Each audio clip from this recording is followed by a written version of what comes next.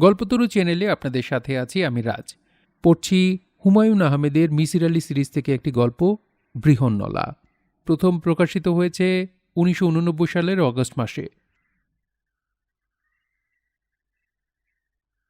উৎসর্গ ডক্টর মুনতাসির মামুন, যিনি মনে করেন আমার মিসির আলি বিষয়ক রচনাগুলির টিকে থাকার ক্ষীণ সম্ভাবনা আছে, অন্য রচনাগুলির তাও নেই।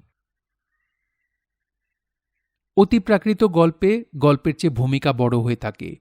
গাছ যত না বড়, তার ডালপালা তার চেয়েও বড়। এই গল্পেও তাই হবে। একটা দীর্ঘ ভূমিকা দিয়ে শুরু করব। পাঠকদের অনুরোধ করছি তারা যেন ভূমিকাটা পড়েন, এর প্রয়োজন আছে। আমার মামাতো ভাইয়ের বিয়ে। বাবা মার একমাত্র ছেলে, দেখতে রাজপুত্র না হলেও বেশ সুপুরুষ। MA পাশ করেছে। বাবার ব্যবসা দেখাশোনা করা এবং গ্রুপ থিয়েটার করা, এই দুয়ে তার কর্মকাণ্ড সীমিত। বাবা মার একমাত্র ছেলে হলে যা হয়, বিয়ের জন্য অসংখ্য মেয়ে দেখা হতে লাগল। কাউকেই পছন্দ হয় না। কেউ বেশি লম্বা, কেউ বেশি বেটে, কেউ বেশি ফর্সা, কেউ বেশি কথা বলে, আবার কেউ কেউ দেখা গেল কম কথা বলে। নানান ফ্যাকড়া। শেষ পর্যন্ত যাকে পছন্দ হলো সে মেয়ে ঢাকা ইডেন কলেজে বিয়ে পড়ে, ইতিহাসে অনার্স। মেয়ের বাবা নেই, মার অন্য কোথাও বিয়ে হয়েছে। মেয়ে তার বড় চাচার বাড়িতে মানুষ, তিনিই তাকে খরচপত্র দিয়ে বিয়ে দিচ্ছেন। আমার মামা এবং মামি দুজনের কেউই এই বিয়ে সহজভাবে নিতে পারলেন না। যে মেয়ের বাবা নেই, মা আবার বিয়ে করেছে, পাত্রী হিসেবে সে তেমন কিছু না। তাছাড়া সে খুব সুন্দরীও না, মোটামুটি ধরনের চেহারা।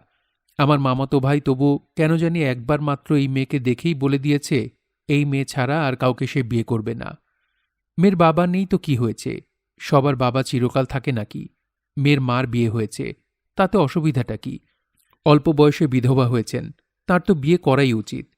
এমন তো না যে দেশে বিধবা বিবাহ নিষিদ্ধ। মামা মামিকে শেষ পর্যন্ত মত দিতে হলো, তবে খুব খুশি মনে মত দিলেন না, কারণ মেয়ের বড় চাচাকেও তাদের খুবই অপছন্দ হয়েছে।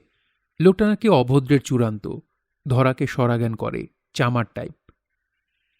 বিয়ের দিন তারিখ হলো এক মঙ্গলবার। কাকডাকা ভোরে আমরা একটা মাইক্রোবাস এবং সাদা রঙের টয়োটা করে রওনা হলাম। গন্তব্য ঢাকা থেকে 90 মাইল দূরের এক মফস্বল শহর। মফস্বল শহরের নামটা আমি বলতে যাচ্ছি না, গল্পের জন্য সেই নাম জানার প্রয়োজন নেই। 33 জন বরযাত্রী, অধিকাংশই ছেলে ছোকরা। হইচইয়ের চূড়ান্ত হচ্ছে। এই মাইক বাজছে, এই মাইক্রোবাসের ভেতর ব্রেক ডান্স হচ্ছে, এই পটকা ফুটছে। ফাঁকা রাস্তায় এসে মাইক্রোবাসের গিয়ার বক্সে কি যেন হলো। একটু পরপর বাস থেমে যায়, সবাইকে নেমে ঠেলতে হয়। বরযাত্রীদের উৎসাহ তাতে যেন আরও বাড়ল। শুধু আমার মামা অসম্ভব গম্ভীর হয়ে পড়লেন। আমাকে ফিসফিস করে বললেন, এটা হচ্ছে অলক্ষণ, খুবই অলক্ষণ। রওনা হবার সময় একটা খালি জগ দেখেছি, তখনই মনে হয়েছে একটা কিছু হবে।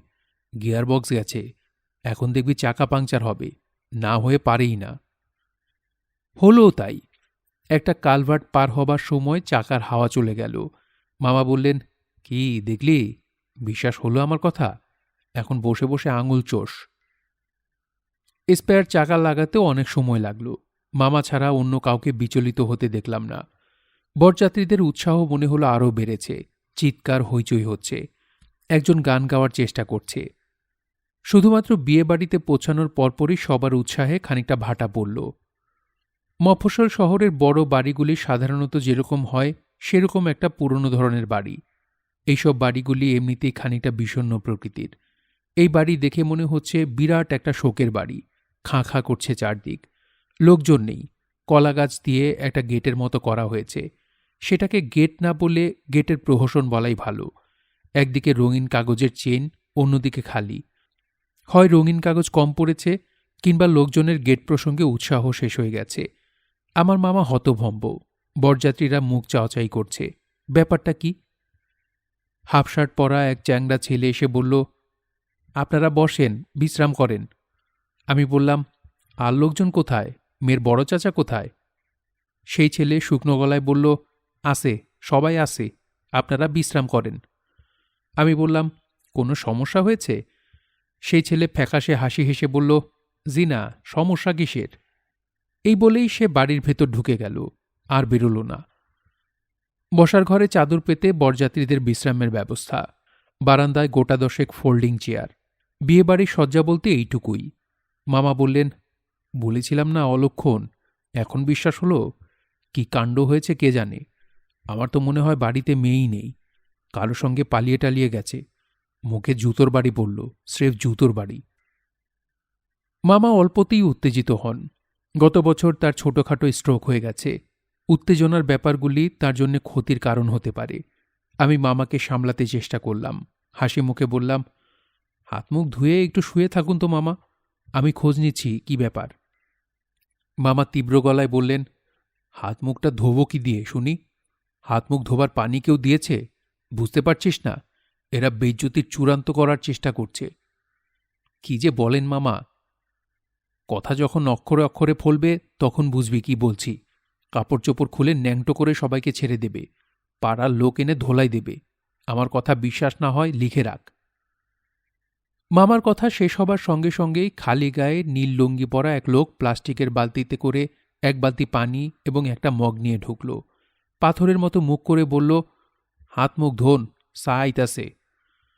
মামা বললেন, খবরদার, কেউ চা মুখে দেবে না, খবরদার। দেখি ব্যাপার কি। ভেতর বাড়ি থেকে কান্নার শব্দ আসছে। বিয়ে বাড়িতে কান্না কোনো অস্বাভাবিক ব্যাপার নয়, কিন্তু এই কান্না অস্বাভাবিক লাগছে। মধ্যবয়স্ক এক লোক এক বিশাল কেটলিতে করে চা নিয়ে ঢুকল। আমি তাকে বললাম, ব্যাপার কি বলেন তো ভাই? সেই লোক বলল, কিছু না। ভেতর বাড়ির কান্না এই সময় তীব্র হল, কান্না এবং মেইলি গলায় বিলাপ। কান্না যেমন হঠাৎ তুঙ্গে উঠেছিল তেমনি হঠাৎই নেমে গেল।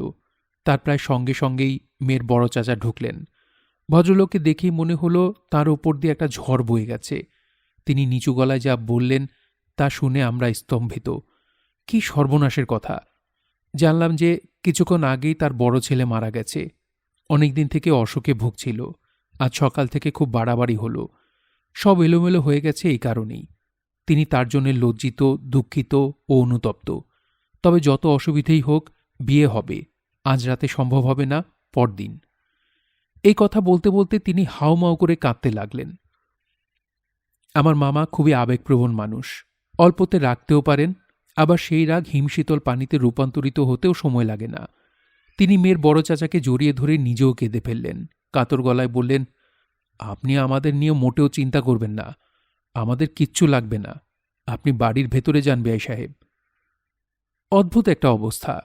এর চেয়ে যদি শুনতাম মেয়ে পালিয়ে গেছে তাও ভালো ছিল, কারো ওপর রাগ ঢেলে ফেলা যেত। আমরা বরযাত্রীরা খুবই বিব্রত বোধ করছি। স্থানীয় লোকজন এখন দেখতে পাচ্ছি। তারা বোধহয় এতক্ষণ ভেতরের বাড়িতে ছিলেন।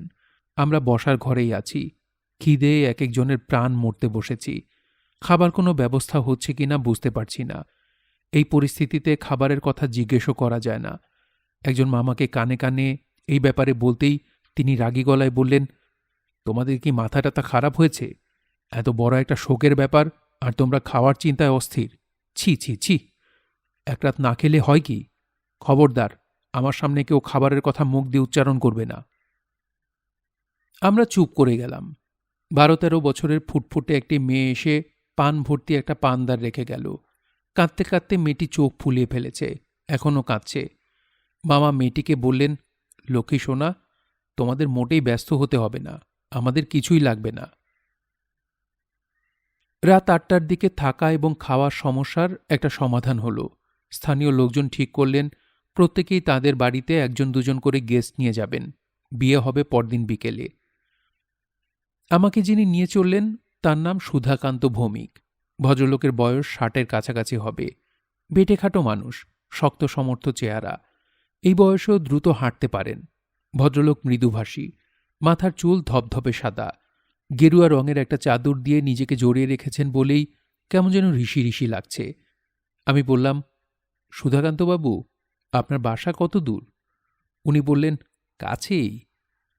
গ্রাম এবং মফস্বলের লোকদের দূরত্ব সম্পর্কে কোনো ধারণা নেই।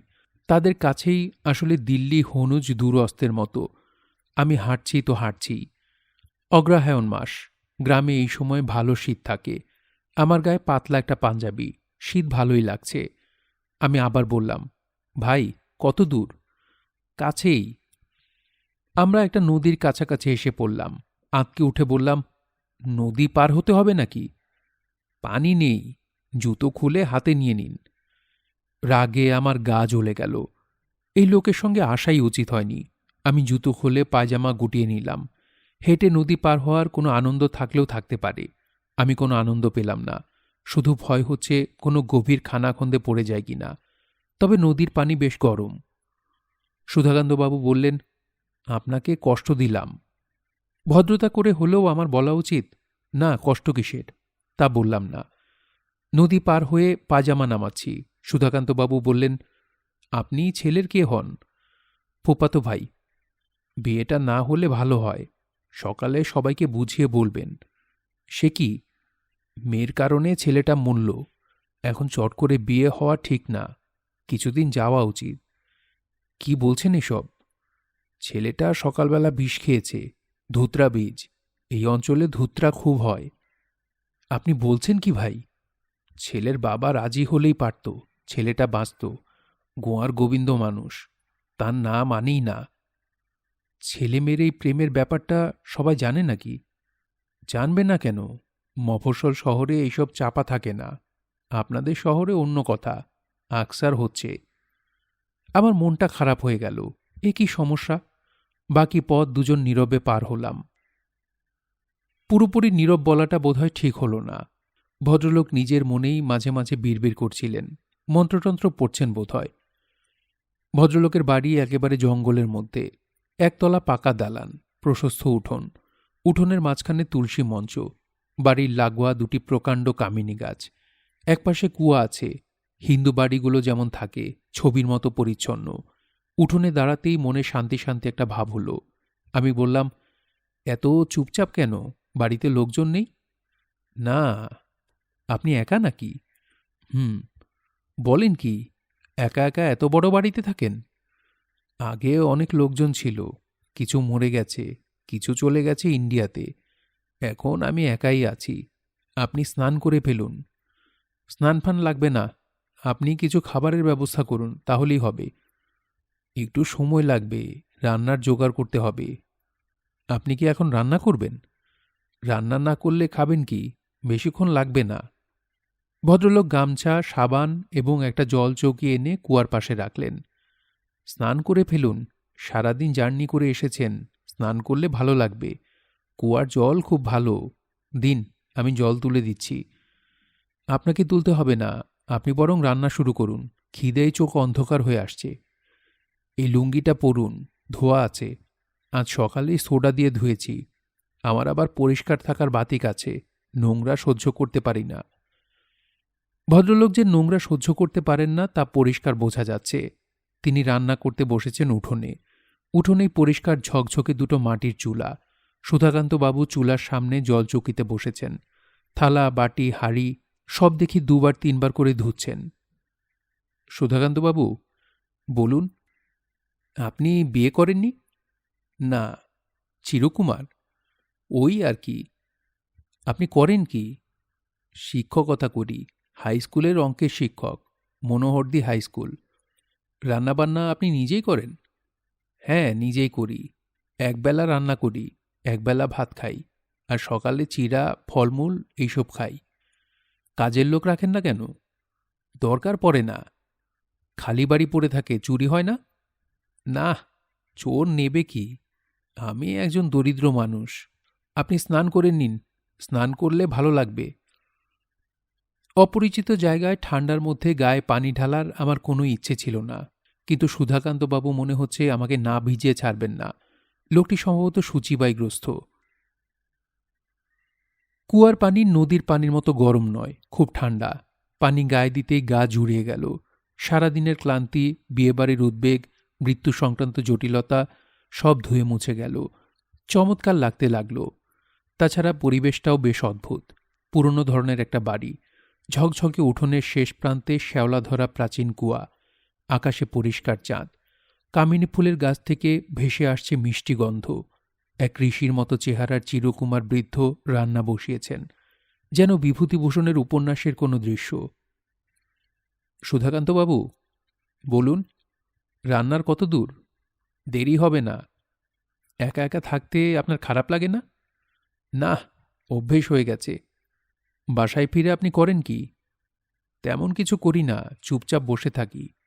ভয় লাগে না? সুধাকান্তবাবু এই প্রশ্নের জবাব দিলেন না। খাবার আয়োজন সামান্য, তবে এত চমৎকার রান্না আমি দীর্ঘদিন খাইনি। একটা কিসের যেন ভাজি, তাতে 5 ফোড়নের গন্ধ, খেতে একটু টক টক। বেগুন দিয়ে ডিমের তরকারি, তাতে ডালের বড়ি দেওয়া। ডালের বড়ি এর আগে আমি খাইনি। এমন একটা সুখাদ্য দেশে প্রচলিত আছে তাই আমার জানা ছিল না। মুগের ডাল, ডালে ঘি দেওয়াতে অপূর্ব গন্ধ। আমি বললাম, সুধাকান্তবাবু, এত চমৎকার খাবার আমি আমার জীবনে খাইনি, দীর্ঘদিন মনে থাকবে। সুধাকান্তবাবু বললেন, আপনি ক্ষুধার্ত ছিলেন, তাই এত ভালো লেগেছে। রুচির রহস্য ক্ষুধায়, যেখানে ক্ষুধা নেই সেখানে রুচিও নেই। আমি চমৎকৃত হলাম। লোকটির চেহারাই শুধু দার্শনিকের মতো না, কথাবার্তাও দর্শন ঘেঁষা। সুধাকান্তবাবু উঠোনে পাটি পেতে দিলেন। খাওয়া দাওয়ার পর সিগারেট হাতে সেখানে বসলাম। কিছুক্ষণ গল্পগুজব করা যেতে পারে। সুধাকান্তবাবুকে অবশ্যই খুব আলাপি লোক বলে মনে হচ্ছে না। এই যে দীর্ঘ সময় তার সঙ্গে আছি, তিনি এর মধ্যে আমার নাম জানতে চাননি, আমি কি করি তাও জানতে চাননি। আমি এই মানুষটির প্রতি যথেষ্ট আগ্রহ বোধ করছি, কিন্তু এই লোকটা আমার প্রতি কোনো আগ্রহ বোধ করছে না। অথচ আমি আমার অভিজ্ঞতায় দেখেছি, যারা মাস্টারি করে তারা কথা বলতে খুব পছন্দ করে, অকারণেই কথা বলে। প্রায় মিনিট 15 আমরা চুপচাপ বসে থাকার পর সুধাকান্তবাবু আমাকে অবাক করে দিয়ে বললেন, আপনি জিজ্ঞেস করেছিলেন একা একা আমি এই বাড়িতে থাকতে ভয় পাই কিনা, তাই না? আমি বললাম, হ্যাঁ তাই। সুধাকান্তবাবু বললেন, ভয় পাই। প্রায় রাতেই ঘুমোতে পারি না, জেগে থাকি। ঘরের ভেতর আগুন করে রাখি, হারিকেন জ্বালানো থাকে। ওরা আগুন ভয় পায়, আগুন থাকলে কাছে আসে না। আমি অবাক হয়ে বললাম, কারা? তিনি জবাব দিলেন না। আমি বললাম, আপনি কি ভূতপ্রেতের কথা বলছেন? হ্যাঁ। আমি মনে মনে একটা দীর্ঘ নিঃশ্বাস ফেললাম। পৃথিবী কোথায় চলে গিয়েছে এই বৃদ্ধ তা বোধহয় জানে না। চাঁদের পিঠে মানুষের জুতোর ছাপ পড়েছে। ভাইকিং উপগ্রহ নেমেছে মঙ্গলের মরুভূমিতে। ভয়েজার 1 এবং 2 উড়ে গেছে বৃহস্পতির কিনারা ঘেঁষে। আর এই অঙ্কের শিক্ষক ভূতের ভয়ে ঘরে আগুন জ্বালিয়ে রাখছে, কারণ অশরীরীরা আগুন ভয় পায়। আমি বললাম, আপনি কি ওদের দেখেছেন কখনো? না। ওদের পায়ের শব্দ পান? তাও না। তাহলে? বুঝতে পারি। বুঝতে পারেন? জি, আপনি যখন আছেন আপনিও বুঝবেন। ওদের কাণ্ড কারখানা দেখতে পাবো তাই বলছেন? তবে ওদের না, একজন শুধু আসে। তাও ভালো যে একজন আসে। আমি ভেবেছিলাম দলবল নিয়ে বোধহয় চলে আসে, নাচ গান হই হল্লা করে। আপনি আমার কথা একেবারে বিশ্বাস করছেন না? ঠিকই ধরেছেন, বিশ্বাস করছি না। অবশ্যই এই মুহূর্তে গা ছমছম করছে, কারণ আপনার পরিবেশটা ভৌতিক। সুধাকান্তবাবু বললেন, ওরা কিন্তু আছে। আমি চুপ করে রইলাম। এই বৃদ্ধের সঙ্গে ভূত আছে কি নেই তা নিয়ে তর্ক করার কোনো অর্থ হয় না, থাকলে থাকুক। আমার কাছে যে আসে সে একটা মেয়ে। তাই নাকি? জি, 11-12 বছর বয়স। বুঝলেন কি করে তার বয়স 11-12? আপনাকে বলেছে? জি না, অনুমান করে বলছি। তার নাম কি, নাম জানেন? জি না। সে এসে কি করে? সুধাকান্তবাবু বললেন, মেয়েটি যে আসছে এই কি যথেষ্ট নয়? তার কি আর কিছু করার প্রয়োজন আছে? আমি চুপ করে গেলাম। আসলেই তো, অশরীরী এক বালিকার উপস্থিতি তো যথেষ্ট। সুধাকান্তবাবু বললেন, আপনি নিজে হয়তো দেখতে পারবেন। আমি চমকে উঠলাম। ভদ্রলোক সহজ স্বরে বললেন, আমি ছাড়াও অনেকে দেখেছে। সুধাকান্তবাবু ছোট্ট করে নিঃশ্বাস ফেললেন এবং তার প্রায় সঙ্গে সঙ্গে বিকট একটা হাসি শুনলাম। উঠোন কাঁপিয়ে গাছপালা কাঁপিয়ে হো হো করে কে যেন হেসে উঠল। সুধাকান্তবাবু পাশে না থাকলে অজ্ঞানী হয়ে যেতাম। আমি তীক্ষ্ণ গলায় চেঁচিয়ে উঠলাম, কে কে? সুধাকান্তবাবু বললেন, ওটা কিছু না। আমি ভয় জড়ানো গলায় বললাম, কিছু না মানে? ওটা খাটাস, মানুষের মতো শব্দ করে হাসে। বলেন কি? খাটাসের নাম তো এই প্রথম শুনলাম। এ তো ভূতের বাবা বলে মনে হচ্ছে। এখনো আমার গা কাঁপছে। জল খান, জল খেলে ভয়টা কমবে। সুধাকান্তবাবু কাঁসার গ্লাসে করে পানি নিয়ে এলেন। খাটাস নামক জন্তুটি আরেকবার রক্ত হিম করা হাসি হাসল। সুধাকান্তবাবু যদি কিছু না বলতেন তাহলে ভূতের হাসি শুনেছি এই ধারণা সারা জীবন আমার মনের মধ্যে থাকত। লোকটার প্রতি এই প্রথম আমার খানিকটা আস্থা হল। আজগুবি গল্প বলে ভয় দেখানো এই লোকের ইচ্ছা নয় বলেই মনে হল। এরকম ইচ্ছা থাকলে এই ভয়ঙ্কর হাসির কারণ সম্পর্কে সে চুপ করে থাকত। সুধাকান্তবাবু বললেন, ওই মেয়েটার কথা শুনবেন? হ্যাঁ, শোনা যেতে পারে, তবে আমি নিজে অবিশ্বাসী ধরনের মানুষ, কাজেই গল্পের মাঝখানে যদি হেসে ফেলি কিছু মনে করবেন না। এই গল্পটা কাউকে বলতে ভালো লাগে না, অবশ্যই অনেককে বলেছি, এখানকার সবাই জানে। আপনার গল্প এখানকার সবাই বিশ্বাস করেছে? সুধাকান্তবাবু গম্ভীর গলায় বললেন, আমি যদি এখানকার কাউকে একটা মিথ্যা কথাও বলি এরা বিশ্বাস করবে। এরা আমাকে সুধাবাবু বলে ডাকে। আমি আমার এই দীর্ঘ জীবনে কোনো মিথ্যা কথা বলেছি বলে মনে পড়ে না। আমি থাকি একা একা, আমার প্রয়োজনও সামান্য। মানুষ মিথ্যা কথা বলে প্রয়োজন এবং স্বার্থের কারণে। আমার সেই সমস্যা নেই। এইসব থাক, আমি বরং গল্পটা বলি। বলুন। ভেতরে গিয়ে বসবেন? এখানে মনে হচ্ছে একটু ঠান্ডা লাগছে। অগ্রহায়ণ মাস, অগ্রহায়ণ মাসে হিম পড়ে। আমার অসুবিধা হচ্ছে না, এখানেই বরং ভালো লাগছে। গ্রামে তেমন আসা হয় না। আপনি শুরু করুন। সুধাকান্তবাবু গল্প শুরু করতে গিয়েও শুরু করলেন না। হঠাৎ যেন একটু অন্যরকম হয়ে গেলেন, যেন তীক্ষ্ণ দৃষ্টিতে কিছু দেখতে চেষ্টা করছেন। খসখস শব্দ হচ্ছে, নতুন কাপড় পরে হাঁটলে যেমন হয় সেরকম। তার প্রায় সঙ্গে সঙ্গেই কাঁচের চুরির টুং টুং শব্দের মতো শব্দ। আমি বললাম, কি ব্যাপার বলুন তো? সুধাকান্তবাবু ফ্যাকাশে মুখে হাসলেন। আমি বললাম, কিসের শব্দ হলো? তিনি নিচু গলায় বললেন, ও কিছু না, আপনি গল্প শুনুন। আজ ঘুমিয়ে কাজ নেই, আসুন গল্প করে রাত পার করে দিই। গা ছমছমে পরিবেশ। বাড়ির লাগোয়া ঝাঁকড়া কামিনী গাছ থেকে কামিনী ফুলের নেশা ধরানো গন্ধ আসছে।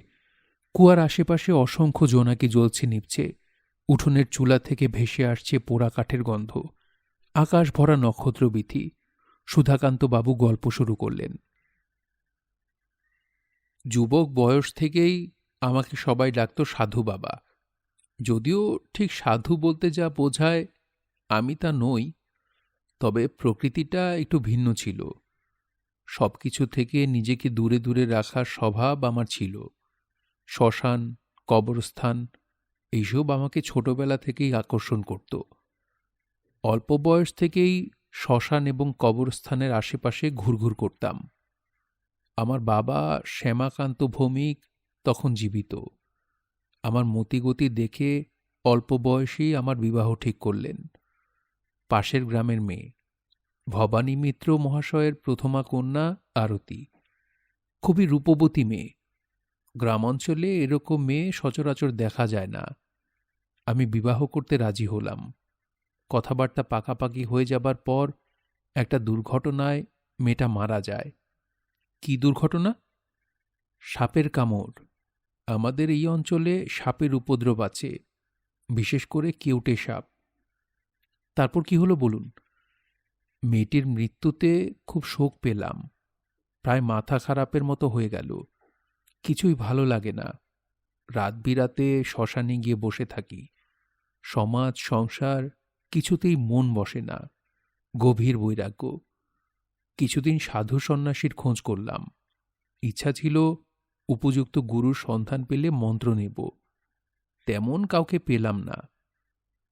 আমার বাবা অন্যত্র আমার বিবাহের চেষ্টা করলেন। আমি রাজি হলাম না। বাবাকে বুঝিয়ে বললাম যে ঈশ্বরের ইচ্ছা না যে আমি সংসারের বন্ধনে আটকা পড়ি। পরিবারের অন্যরাও চেষ্টা করলেন, আমি সম্মত হলাম না। এসব আমার প্রথম যৌবনের কথা। না বললে আপনি গল্পটা ঠিক বুঝতে পারবেন না। আপনি কি বিরক্ত হচ্ছেন? আমি বললাম, না, বিরক্ত হব কেন? সুধাকান্তবাবু বললেন, প্রথম যৌবনের কথা সবাই খুব আগ্রহ করে বলে, আমি বলতে পারি না। আপনি তো ভালোই বলছেন, থামবেন না, বলতে থাকুন। সুধাকান্তবাবু আবার শুরু করলেন। এরপর অনেক বছর কাটল। শ্মশানে শ্মশানে ঘুরতাম বলেই বোধহয় ঈশ্বর আমার ঘরটাকেই শ্মশান করে দিলেন। পুরোপুরি একা হয়ে গেলাম। মানুষ যে কোনো পরিস্থিতিতে নিজেকে মানিয়ে নেয়, আমিও মানিয়ে নিলাম। আমার প্রকৃতির মধ্যে এক ধরনের একাকিত্ব ছিল, কাজেই আমার খুব অসুবিধা হলো না। এখন আমি মূল ঘটনায় চলে আসব। তার আগে আপনি কি চা খাবেন? জি না। খান একটু চা, ভালো লাগবে। আমার মনে হলো ভদ্রলোকের নিজেরই চা খেতে ইচ্ছে হচ্ছে। আমি বললাম, ঠিক আছে বানান, একটু ঠান্ডা ঠান্ডা লাগছে অবশ্যই। ভিতরে গিয়ে বসবেন? জি না, এখানেই ভালো লাগছে। চা শেষ করার পর দ্বিতীয় দফায় গল্প শুরু হলো। এইখানে আমি একটা মজার ব্যাপার লক্ষ্য করলাম। আমার কাছে মনে হলো ভদ্রলোকের গলার স্বর পাল্টে গেছে। আগে যে স্বরে কথা বলছিলেন এখন সেই স্বরে বলছেন না। একটা পরিবর্তন হয়েছে। আমার মনের ভুল হতে পারে। অনেক সময় পরিবেশের কারণে সবকিছু অন্যরকম মনে হয়। সুধাকান্তবাবু বলতে শুরু করলেন, গত বছরের কথা, কার্তিক মাস। আমি বাড়িতে ফিরছি। রাত প্রায় 10টা কিংবা তার চেয়েও বেশি হতে পারে। আমার ঘড়ি নেই, সময়ের হিসাব ঠিক থাকে না। আমি সুধাকান্তবাবুকে থামিয়ে দিয়ে জিজ্ঞেস করলাম, আপনার স্কুল তো নিশ্চয়ই 4টা-5টার দিকে ছুটি হয়, এত রাতে ফিরছিলেন কেন? সুধাকান্তবাবু নিচু গলায় বললেন, রোজই এই সময়ে বাড়ি ফিরি। সকাল সকাল বাড়ি ফেরার কোনো উৎসাহ বোধ করি না। পাবলিক লাইব্রেরি আছে, ওইখানে পত্রিকা টত্রিকা পড়ি, গল্পের বই পড়ি। বলুন তারপর কি হলো? তারিখটা হচ্ছে 12ই কার্তিক, সোমবার। আমি মানুষ হিসাবে বেশ সাহসী। রাত বিরাতে একা একা ঘোরাফেরা করি। ওই রাতে রাস্তায় নেমেই আমার ভয় ভয় করতে লাগলো। কি জন্যে ভয় করছে সেটাও বুঝলাম না। তখন মনে হলো রাস্তায় একটা পাগলা কুকুর বের হয়েছে। ভয়টা বোধহয় ওই কুকুরের কারণে। আমি একটা লাঠি হাতে নিলাম। শুক্লপক্ষের রাত, ফকফকা জ্যোৎস্না, তবু পরিষ্কার সবকিছু দেখা যাচ্ছে না, কারণ কুয়াশা। কার্তিক মাসের শেষে এদিকে বেশ কুয়াশা হয়। নদীর কাছাকাছি আসতেই কুকুরটাকে দেখলাম, গাছের নিচে শুয়েছিল। আমাকে দেখে উঠে দাঁড়ালো এবং পিছনে পিছনে আসতে লাগলো। মাঝে মাঝে চাপা শব্দ করছে। পাগলা কুকুর পিছনে পিছনে আসছে। আমি এগুচ্ছি। ব্যাপারটা খুব ভয়াবহ। যে কোনো মুহূর্তে এই কুকুর ছুটে এসে কামড়ে ধরতে পারে। আমি কুকুরটাকে তাড়াবার চেষ্টা করলাম, ঢিল ছুড়লাম, লাঠি দিয়ে ভয় দেখালাম। কুকুর নড়ে না, দাঁড়িয়ে থাকে, চাপা শব্দ করতে থাকে। আমি হাঁটতে শুরু করলেই সেও হাঁটতে শুরু করে। যাই হোক, আমি কোনো ক্রমে নদীর পাড়ে এসে পৌঁছলাম। তখন আমার মনে খানিকটা সাহস ফিরে এলো, কারণ পাগলা কুকুর পানিতে নামে না, পানি দেখলেই এরা ছুটে পালায়। অদ্ভুত কাণ্ড, কুকুর পানি দেখে ছুটে পালালো না, আমার পিছনে পিছনে পানিতে নেমে পড়ল। আমার বিস্ময় সীমা রইল না। আমি নদীর ওপারে উঠলাম, কুকুরটা উঠল। আর ঠিক তখনই একটা ব্যাপার ঘটল। সুধাকান্তবাবু থামলেন। আমি বিরক্ত গলায় বললাম, আপনি জটিল জায়গাগুলিতে দয়া করে থামবেন না, গল্পের মজা নষ্ট হয়ে যায়। সুধাকান্তবাবু বললেন, এটা কোনো গল্প না। ঘটনাটা কিভাবে বলবো ঠিক বুঝে উঠতে পারছি না বলে থেমেছি। আপনি মোটামুটিভাবে বলুন, আমি বুঝে নেব। কুকুরটা আমার খুব কাছাকাছি চলে এলো। পাগলা কুকুর আপনি খুব কাছ থেকে দেখেছেন কিনা জানি না। ভয়ঙ্কর দৃশ্য। সারাক্ষণ হা করে থাকে, মুখ দিয়ে লালা পড়ে, চোখের দৃষ্টিটাও অন্যরকম। আমি ভয়ে কাঠ হয়ে গেছি, ছুটে পালাবো বলে ঠিক করেছি। ঠিক তখন কুকুরটা কেন জানি ভয় পেয়ে গেল, অস্বাভাবিক ভয়। একবার এদিকে যাচ্ছে, একবার ওদিকে যাচ্ছে। চাপা আওয়াজটা তার গলায় আর নেই। সে ঘেউ ঘেউ করছে। আমার কাছে মনে হলো সে কুকুরের ভাষায় আমাকে কি যেন বলার চেষ্টা করছে। এরকম চলল মিনিট 5। তারপরে সে নদীতে ঝাঁপিয়ে পড়ল, সাঁতরে ওপারে চলে গেল। পুরোপুরি কিন্তু গেল না, ওপারে দাঁড়িয়ে রইল এবং ক্রমাগত ডাকতে লাগল। তারপর আমি একটা সিগারেট ধরালাম। তখন আমি ধূমপান করতাম, মাস 3 হলো ছেড়ে দিয়েছি। যাই হোক, সিগারেট ধরাবার পর ভয়টা পুরোপুরি কেটে গেল। হাত থেকে লাঠি ফেলে দিলাম, বাড়ির দিকে রওনা হব বলে ভাবছি, হঠাৎ মনে হলো নদীর ধার ঘেঁষে বড় হওয়া ঘাসগুলোর মাঝখান থেকে কি একটা যেন নড়ে উঠল। আপনি আবার ভয় পেলেন? না, ভয় পেলাম না। একবার ভয় কেটে গেলে মানুষ চট করে আর ভয় পায় না। আমি এগিয়ে গেলাম। কুকুরটা তখনও আছে? হ্যাঁ, আছে। তারপর বলুন। কাছাকাছি এগিয়ে গিয়ে দেখলাম একটা মেয়ের ডেড বডি। 11-12 বছর বয়স, পরনে ডোরাকাটা শাড়ি। বলেন কি আপনি?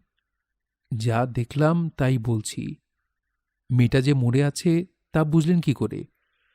যে কেউ বুঝবে।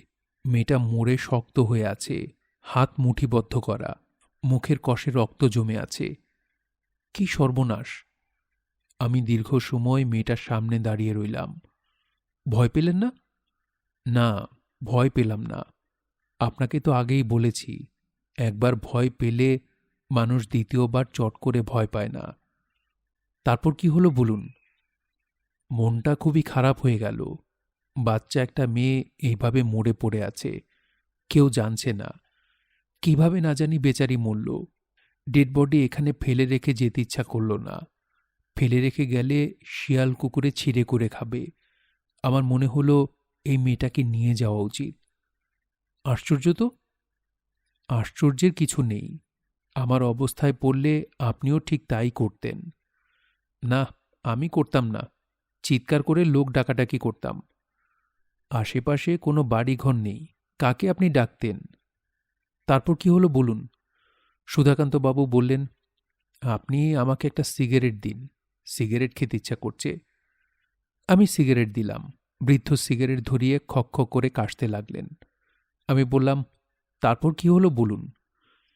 সুধাকান্তবাবু বললেন, ঘটনাটা এখানে শেষ করে দিলে কেমন হয়? আমার কেন জানি আর বলতে ইচ্ছা করছে না। ইচ্ছে না করলেও বলুন, এখানে গল্প শেষ করার প্রশ্নই ওঠে না। এটা গল্প না। গল্প না যে তা বুঝতে পারছি।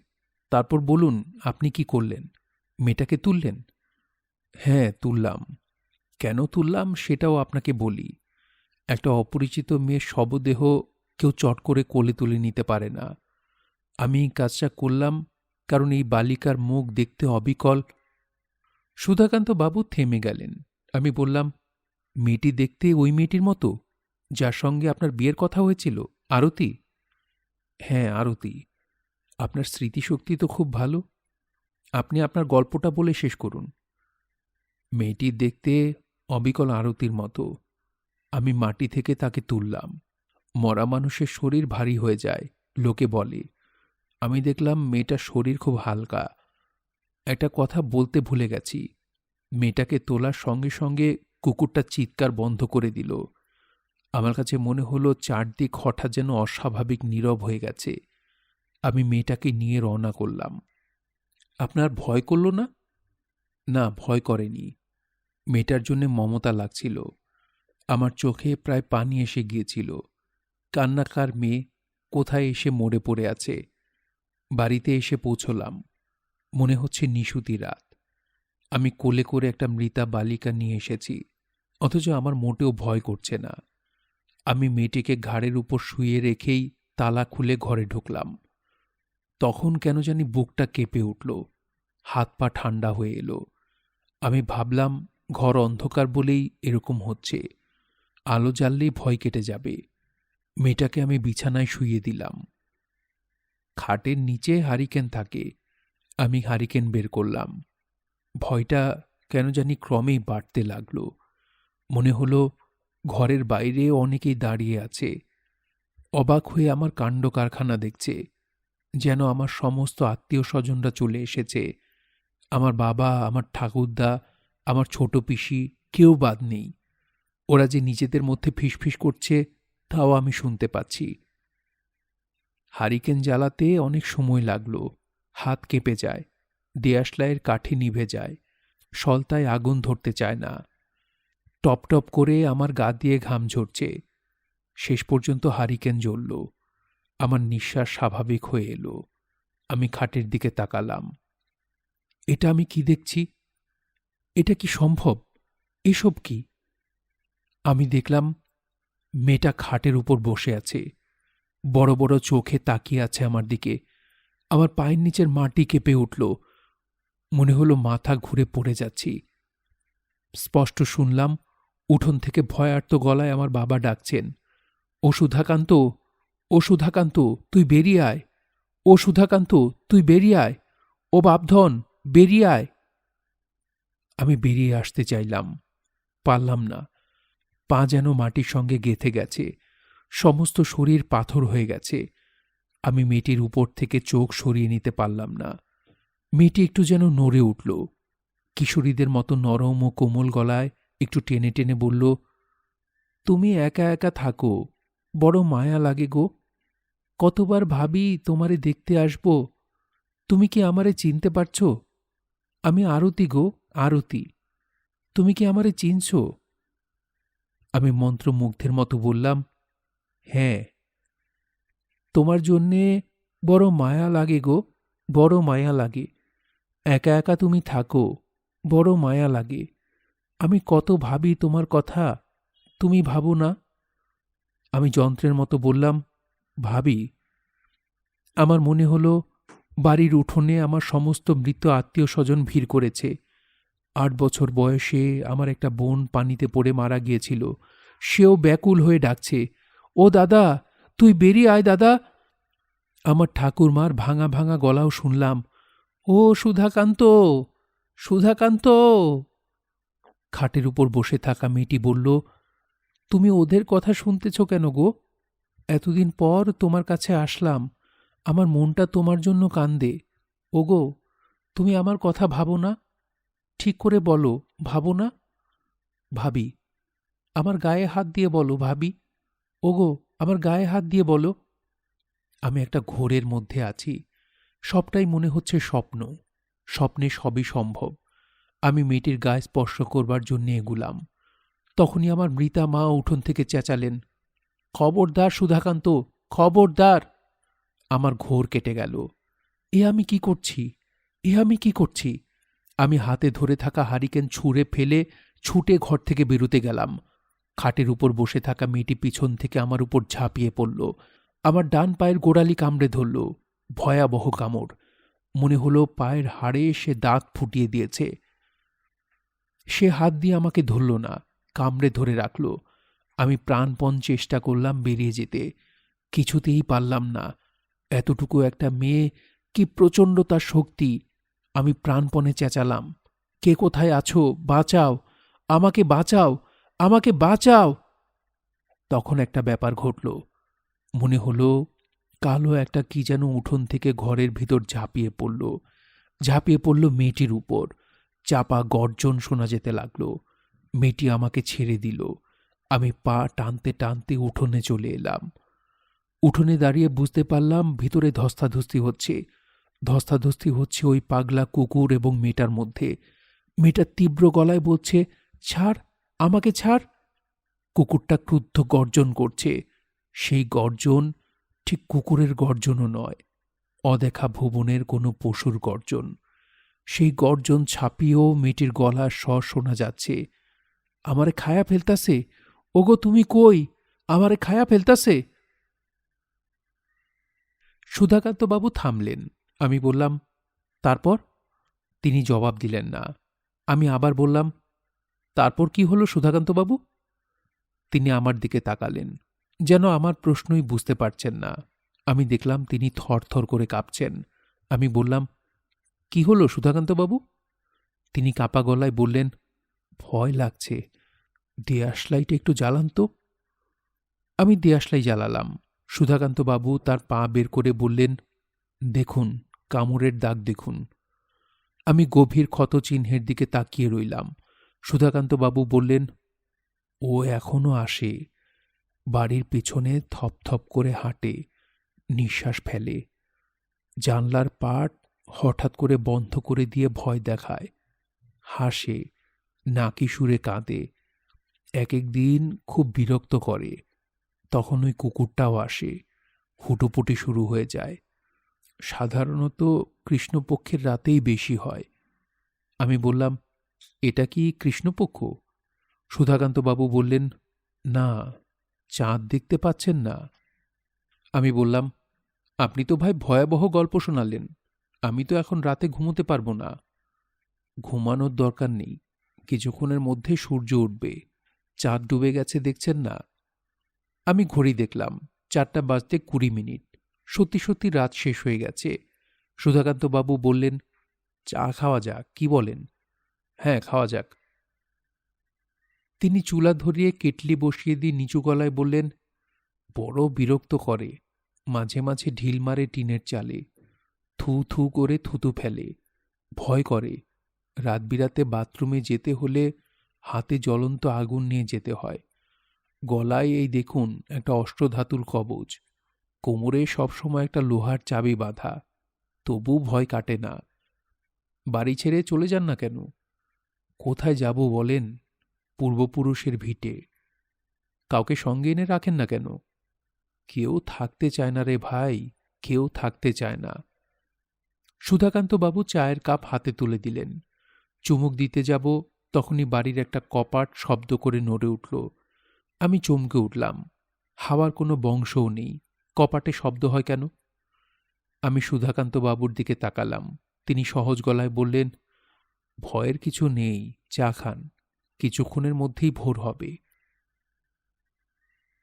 বাড়ির পিছনের বনে খচমচ শব্দ হচ্ছে। আসলে আমি অস্থির বোধ করছি। এই অবস্থা হবে জানলে কে আসতো এই লোকের কাছে? আমার ইচ্ছে করছে ছুটে পালিয়ে যাই। সুধাকান্তবাবু বললেন, ভয় পাবেন না। আমি ভদ্রলোকের দিকে তাকিয়ে আছি। তিনি এক মনে মন্ত্র আওড়াতে লাগলেন। নিশ্চয়ই ভূত তাড়ানোর মন্ত্র। আমি খুব চেষ্টা করলাম ছেলেবেলায় শেখা আয়াতুল কুরসি মনে করতে, কিছুতেই মনে পড়ল না। মাথা পুরোপুরি এলোমেলো হয়ে গেছে, গা দিয়ে ঘাম বেরোচ্ছে, ঠিকমতো নিঃশ্বাসও নিতে পারছি না। মনে হচ্ছে বাতাসের অক্সিজেন হঠাৎ করে অনেকখানি কমে গেছে। ভয় নামক ব্যাপারটি যে কত প্রবল এবং কিরকম সর্বগ্রাসী তাই প্রথম বুঝলাম। একসময় ভোর হলো, ভোরের পাখি ডাকতে লাগলো, আকাশ ফর্সা হলো। তাকিয়ে দেখি গায়ের পাঞ্জাবি ভিজে জবজব করছে। আমার মামাতো ভাইয়ের বিয়েটা শেষ পর্যন্ত হলো না। মেয়ে কিছুতেই কবুল বলল না।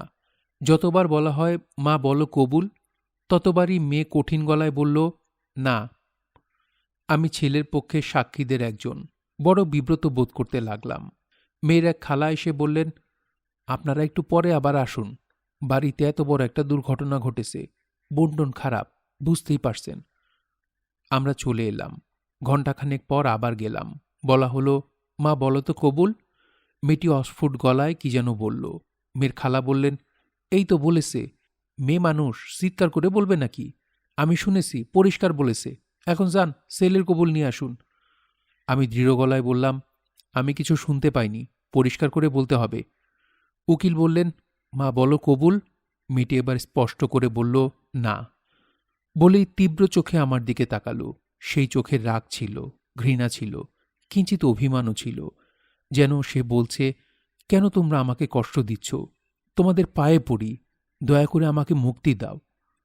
আমি বললাম, বিয়ের ব্যাপারটা আপাতত বন্ধ থাকুক, শোকের ধাক্কাটা কমুক, তারপর দেখা যাবে। আমরা চলে এলাম। মফস্বলের ওই শহরের সাথে কোনো রকম সম্পর্ক রইল না, তবে শহরটার স্মৃতি আমার মনে কাঁটার মতো বিঁধে রইল। স্মৃতি সবটুকুই গভীর বেদনার।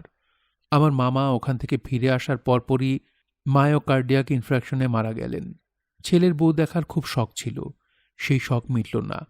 মামাতো ভাইটিও বিয়ে করতে রাজি হল না। বিচিত্র কারণে সে ওই মেয়েটির ছবি বুকে পুষতে লাগল। শুধুমাত্র তার মুখের দিকে তাকিয়েই আবার বছরখানেক পর গেলাম ওই শহরে। শুনলাম মেয়েটির বিয়ে হয়ে গেছে, ছেলে ডাক্তার। সুধাকান্ত বাবুর সঙ্গেও দেখা হলো। আশ্চর্যের ব্যাপার, তিনি আমাকে চিনতে পারলেন না। যখন বললাম, আপনার সঙ্গে একবার সারা রাত কাটালাম, আপনার কিছুই মনে নেই? তিনি বললেন, ও আচ্ছা, মনে পড়েছে। তার চোখ মুখ দেখেই বুঝলাম কথাগুলি তিনি ভদ্রতা করেই বললেন, আসলে কিছুই মনে পড়েনি। ভদ্রলোক আমাকে ভুলে গিয়েছেন ঠিকই, কিন্তু আমি তাকে মনে রেখেছি, এবং বেশ ভালোভাবেই মনে রেখেছি। তার বিচিত্র অভিজ্ঞতার কথা প্রায়ই মনে হতো। সেই অভিজ্ঞতায় আমারও কিছু অংশ আছে। কপাটের শব্দ আমি নিজের কানে শুনে এসেছি। বাতাস নেই, কিছু নেই, অথচ শব্দ করে কে যেন কপাট বন্ধ করল। কাচের চুরির শব্দ, বাড়ির পিছনের খচখচ আওয়াজ, সবই আমার নিজের কানে শোনা। সুধাকান্তবাবুর এই গল্প অনেকের সঙ্গেই করেছি, খুব আগ্রহ নিয়েই করেছি। ঝড় বৃষ্টির রাতে যখনই ভূতের গল্পের আসর বসেছে আমি এই গল্প বলেছি, তবে গল্প তেমন জমাতে পারিনি। আমি যেমন অভিভূত হয়েছিলাম, আমি লক্ষ্য করেছি আমার গল্পের শ্রোতারা তার 100 ভাগের 1 ভাগও হয় না, অথচ আমি নিজে খুব ভালো গল্প বলতে পারি। হয়তো পরিবেশ একটা ব্যাপার। সুধাকান্তবাবুর বাড়িতে আধো জ্যোৎস্নায় যে পরিবেশ তৈরি হয়েছিল, ঢাকা শহরের ড্রয়িং রুমে সেই পরিবেশ তৈরি করা সম্ভব নয়। তবু এটি আমার একটি প্রিয় গল্প। যতবার এই গল্প বলেছি ততবার ওই রাতের কথা মনে পড়েছে, এক ধরনের শিহরণ বোধ করেছি। বছর 3 পরের কথা, সন্ধ্যা 7টার মতো বাজে। একটা সিনেমার টক তৈরি করছি। বিষয় পরিবেশ দূষণে পলিমারের ভূমিকা। চারিদিকে কাগজপত্র, চার্ট, গ্রাফ নিয়ে বসেছি। সব এলোমেলো অবস্থায় আছে। ঠিক করে রেখেছি কাজ শেষ না করে উঠব না। মার্ফিস ল বলে একটা ব্যাপার আছে। মার্ফিস ল বলে anything that can go wrong will go wrong. আমার বেলাও তাই হলো। একের পর এক সমস্যা হতে লাগলো। লিখতে গিয়ে দেখি বল পয়েন্টে কালি আসছে না। কালির কলম নিয়ে দেখা গেল ঘরে কালি নেই। একের পর এক টেলিফোন আসতে লাগলো। আমার আত্মীয় স্বজন, বন্ধু বান্ধব সবাই এতদিন থাকতে আজই ব্যস্ত হয়ে উঠলেন আমার সঙ্গে কথা বলার জন্য। তাদের কথাও দেখি অনেক জমে আছে, কিছুতেই শেষ হয় না। আমি টেলিফোন রিসিভার উঠিয়ে রাখলাম।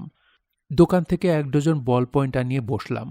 আর তখন আমার বড় মেয়ে বলল, বাবা, একজন লোক তোমার সঙ্গে দেখা করতে এসেছেন। আমি বিরক্ত হয়ে বললাম, তোমাকে না বলেছি কেউ এলে বলবে আমি বাসায় নেই? আমার মেয়ে বলল, আমি মিথ্যা বলতে পারি না বাবা। মিথ্যা কথা বলতে পারো না মানে? আমার তো ধারণা তুমি সারাক্ষণই মিথ্যা কথা বলো। মঙ্গলবারে বলি না, মঙ্গলবার হচ্ছে সত্য দিবস। অনেক কষ্টে রাগ সামলালাম। কিছুদিন আগে কি একটা নাটকে দেখিয়েছে মঙ্গলবার সত্য দিবস, সেদিন মিথ্যা বলা যাবে না। আমি মনের বিরক্তি চেপে রেখে বসার ঘরে ঢুকলাম। অপরিচিত এক ভদ্রলোক বসে আছেন। অসম্ভব রোগা, লম্বা একজন মানুষ, যাকে দেখলেই সরল রেখার কথা মনে হয়। এই গরমে গলায় একটা মাফলার, চোখে মোটা চশমা। ভদ্রলোক বসে আছেন মূর্তির মতো, মনে হচ্ছে ধ্যানে বসেছেন। ভদ্রলোকের বয়স 40 থেকে 50-এর মধ্যে। লম্বাটে মুখ, দাড়ি আছে। দাড়ি, চুল, পরনের কালো কোট সবই কেমন যেন এলোমেলো। প্রথম দর্শনে মনে হয় ভবঘুরে ধরনের কেউ। তবে কিছুক্ষণ তাকিয়ে থাকলে এই ভাবটা চলে যায়। মনে হয় লাজুক ধরনের একজন মানুষ এসেছেন। যে কোনো কারণেই হোক, মানুষটা বিব্রত বোধ করছেন। আমি বললাম, আপনি কি আমার কাছে এসেছেন? ভদ্রলোক উঠে দাঁড়িয়ে বললেন, জি। আজ আমি একটা বিশেষ কাজে ব্যস্ত। আপনি কি অন্য একদিন আসতে পারেন? জি, পারি। তাহলে তাই করুন। জি, আচ্ছা। বলেই ভদ্রলোক আবার বসে পড়লেন। আমি বিস্মিত হয়ে তাকালাম। ভদ্রলোক বললেন, বাইরে বৃষ্টি হচ্ছে। আপনি বোধহয় লক্ষ্য করেননি, আমি সঙ্গে ছাতা আনিনি। বৃষ্টিটা কমলেই চলে যাব। আমি ফিরে এসে আমার কাজে মন দিলাম। 3 ঘন্টা এক নাগাড়ে কাজ করলাম। অসাধ্য সাধন যাকে বলে। আর কোনো ঝামেলা হলো না। মার্ফি সাহেবের আইন দেখা যাচ্ছে সবসময় কাজ করে না। আমি ভুলেই গেলাম যে বসার ঘরে একজন ভদ্রলোক বসে আছেন। কি কারণে যেন বসার ঘরে গিয়েছি। ভদ্রলোককে দেখে চমকে উঠলাম। আপনি আছেন এখনো? জি। বৃষ্টি তো থেমে গেছে। তা গেছে, কিন্তু কাউকে কিছু না বলে যাই কি করে? আমি লজ্জিত বোধ করলাম। ভদ্রলোক দীর্ঘ সময় একা একা বসে আছেন। বসার ঘরে কেউ আসেনি, কারণ আমার টিভি শোবার ঘরে। সবাই টিভির সামনে চোখ বড় বড় করে বসে আছে। টিভিতে নিশ্চয়ই কোনো নাটক হচ্ছে। আমি বললাম, আপনাকে কি ওরা চা দিয়েছে? জি না। চা খাবেন এক কাপ? আরেকদিন যখন আসব তখন খাবো। আমি বললাম, আরেকদিন আসার দরকার নেই, আজই বলে ফেলুন। চট করে কি বলতে পারবেন? না, পারবো না। আমি আরেকদিন আসব। আপনার নামটা তো জানা হলো না। আমার নাম মিসির আলী। আমি কি আপনাকে চিনি? জি না, চেনার কোনো কারণ নেই। আমি অ্যাবনর্মাল সাইকোলজি বিষয়ে পড়াশোনা করি। ঢাকা বিশ্ববিদ্যালয়ের পার্ট টাইম শিক্ষক। আমার সঙ্গে আপনার যোগাযোগের কারণটা আমি বুঝতে পারছি না। আরেকদিন যখন আসব আপনাকে বুঝিয়ে বলবো। আজ যাই, রাত হয়ে গেছে। ভদ্রলোক চলে গেলেন। ভদ্রলোককে বেশ আত্মভোলা লোক বলেও মনে হলো। একটা পলিথিনের ব্যাগ ফেলে গেছেন। ব্যাগে একটা পাউরুটি এবং ছোট ছোট দুটো কলা। মনে হচ্ছে ভদ্রলোকের সকালবেলার নাশতা। আমি বুঝতে পারলাম না অ্যাবনর্মাল সাইকোলজির একজন অধ্যাপক আমার কাছে ঠিক কী চান। আমার আচার আচরণে অস্বাভাবিক কিছু তো নেই, রহস্যটা কি? 1 সপ্তাহ পর ভদ্রলোক আবার এলেন। আমি দরজা খুললাম। ভদ্রলোক বললেন, আপনি কি আমাকে চিনতে পারছেন? আমি বললাম, পারছি। আপনার নাম মিসির আলী। আপনি অ্যাবনর্মাল সাইকোলজির একজন অধ্যাপক। গত সপ্তাহে এখানে এসে একটা পাউরুটি এবং দুটো কলা ফেলে গেছেন। ভদ্রলোক হেসে ফেললেন। হাসিটি সুন্দর, শিশুর সারল্য মাখা। আজকাল মাপা হাসি ছাড়া আমরা হাসতে পারি না।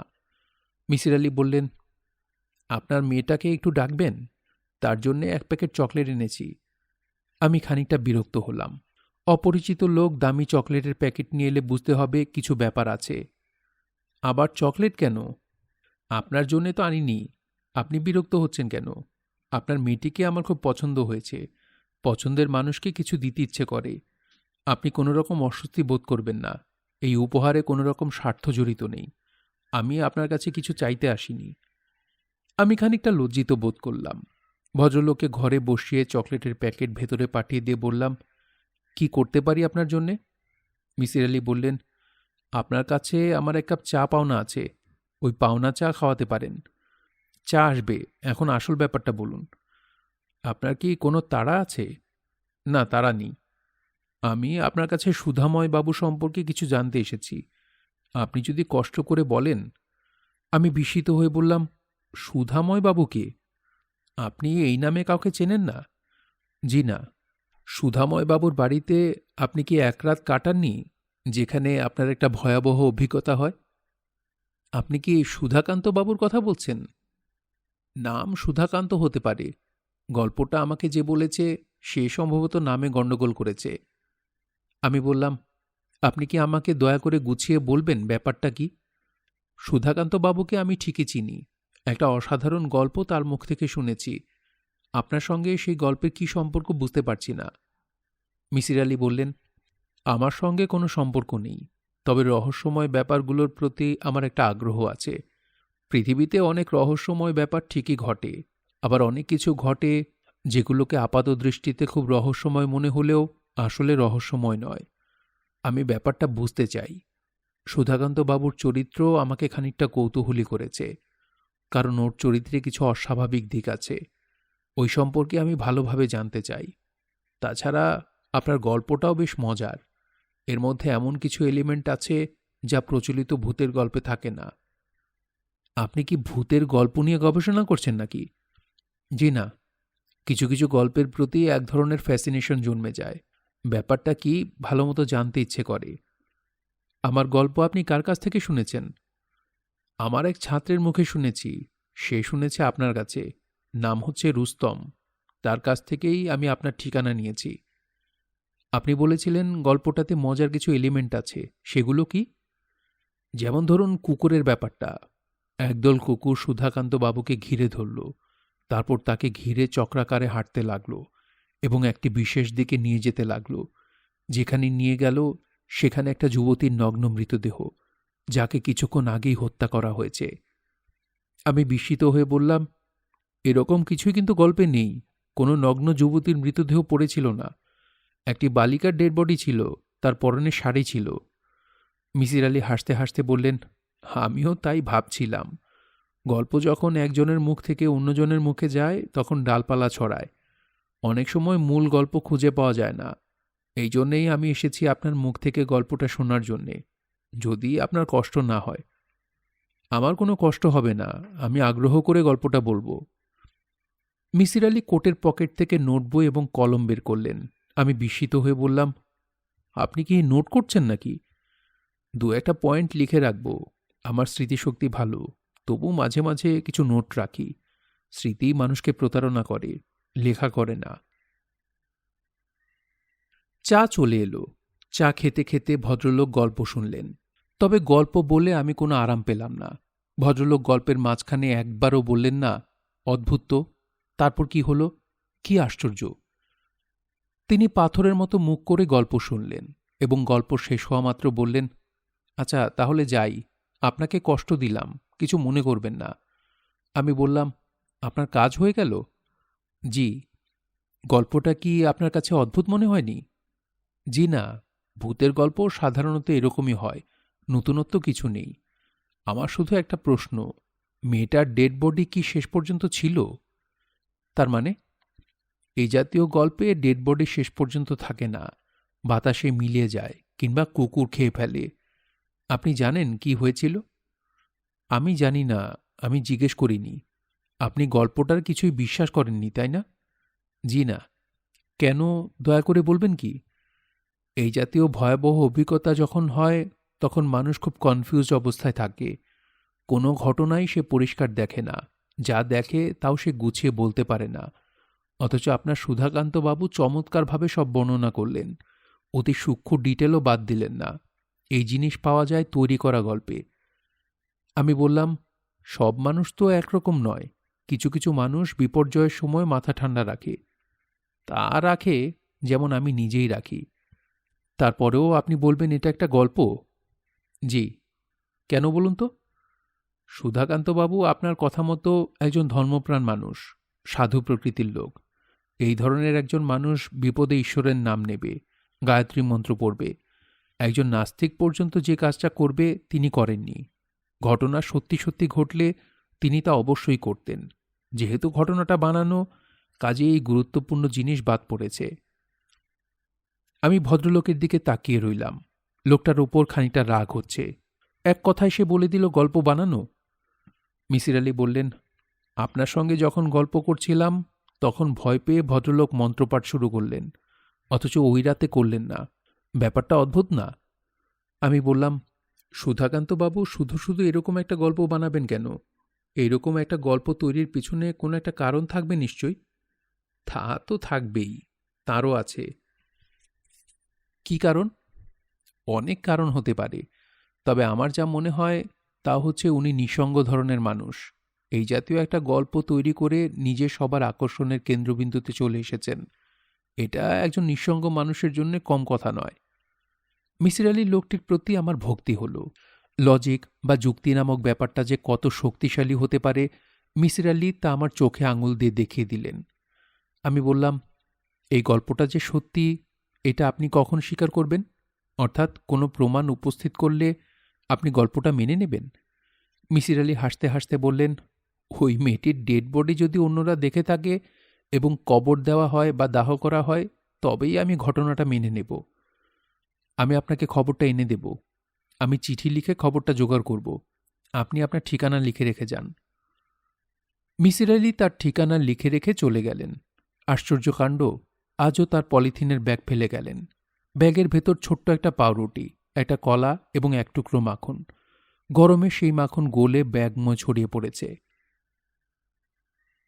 চিঠি লিখলাম আমার মামাতো ভাইয়ের সঙ্গে যে মেয়েটির বিয়ের কথা হয়েছিল সেই মেয়ের বড় চাচাকে। আমার ধারণা ছিল ভদ্রলোক জবাব দেবেন না। যে পরিচয়ের সূত্র ধরে চিঠি লিখেছি সেই সূত্রে চিঠির জবাব দেওয়ার কথা নয়। ভদ্রলোক কিন্তু জবাব দিলেন, এবং বেশ গুছিয়েই জবাব দিলেন। আপনার পত্র পাইয়াছি। এক নিতান্ত দুর্ভাগ্যজনক অবস্থায় আপনাদের সহিত পরিচয় হইয়াছিল। আপনি যে সেই পরিচয় মনে রাখিয়া পত্র দিয়াছেন তাহাতে কৃতজ্ঞ হইলাম। আপনি আমার ভাইস্তি প্রসঙ্গে জানিতে চাহিয়াছেন। 2 বৎসর আগে তাহার বিবাহ হইয়াছে। এই খবর তো আপনার জানা। সে এখন তাহার স্বামীর সহিত ইরাকে আছে। তাহার স্বামী একজন ডাক্তার। আপনাদের দোয়ায় তাহারা ভালোই আছে। দ্বিতীয় যে বিষয়টি আপনি জানিতে চাহিয়াছেন তাহার সবই সত্য। কুকুরের কামড়ে ছিন্ন ভিন্ন বালিকাটির দেহ আমরা সবাই দেখিয়াছি।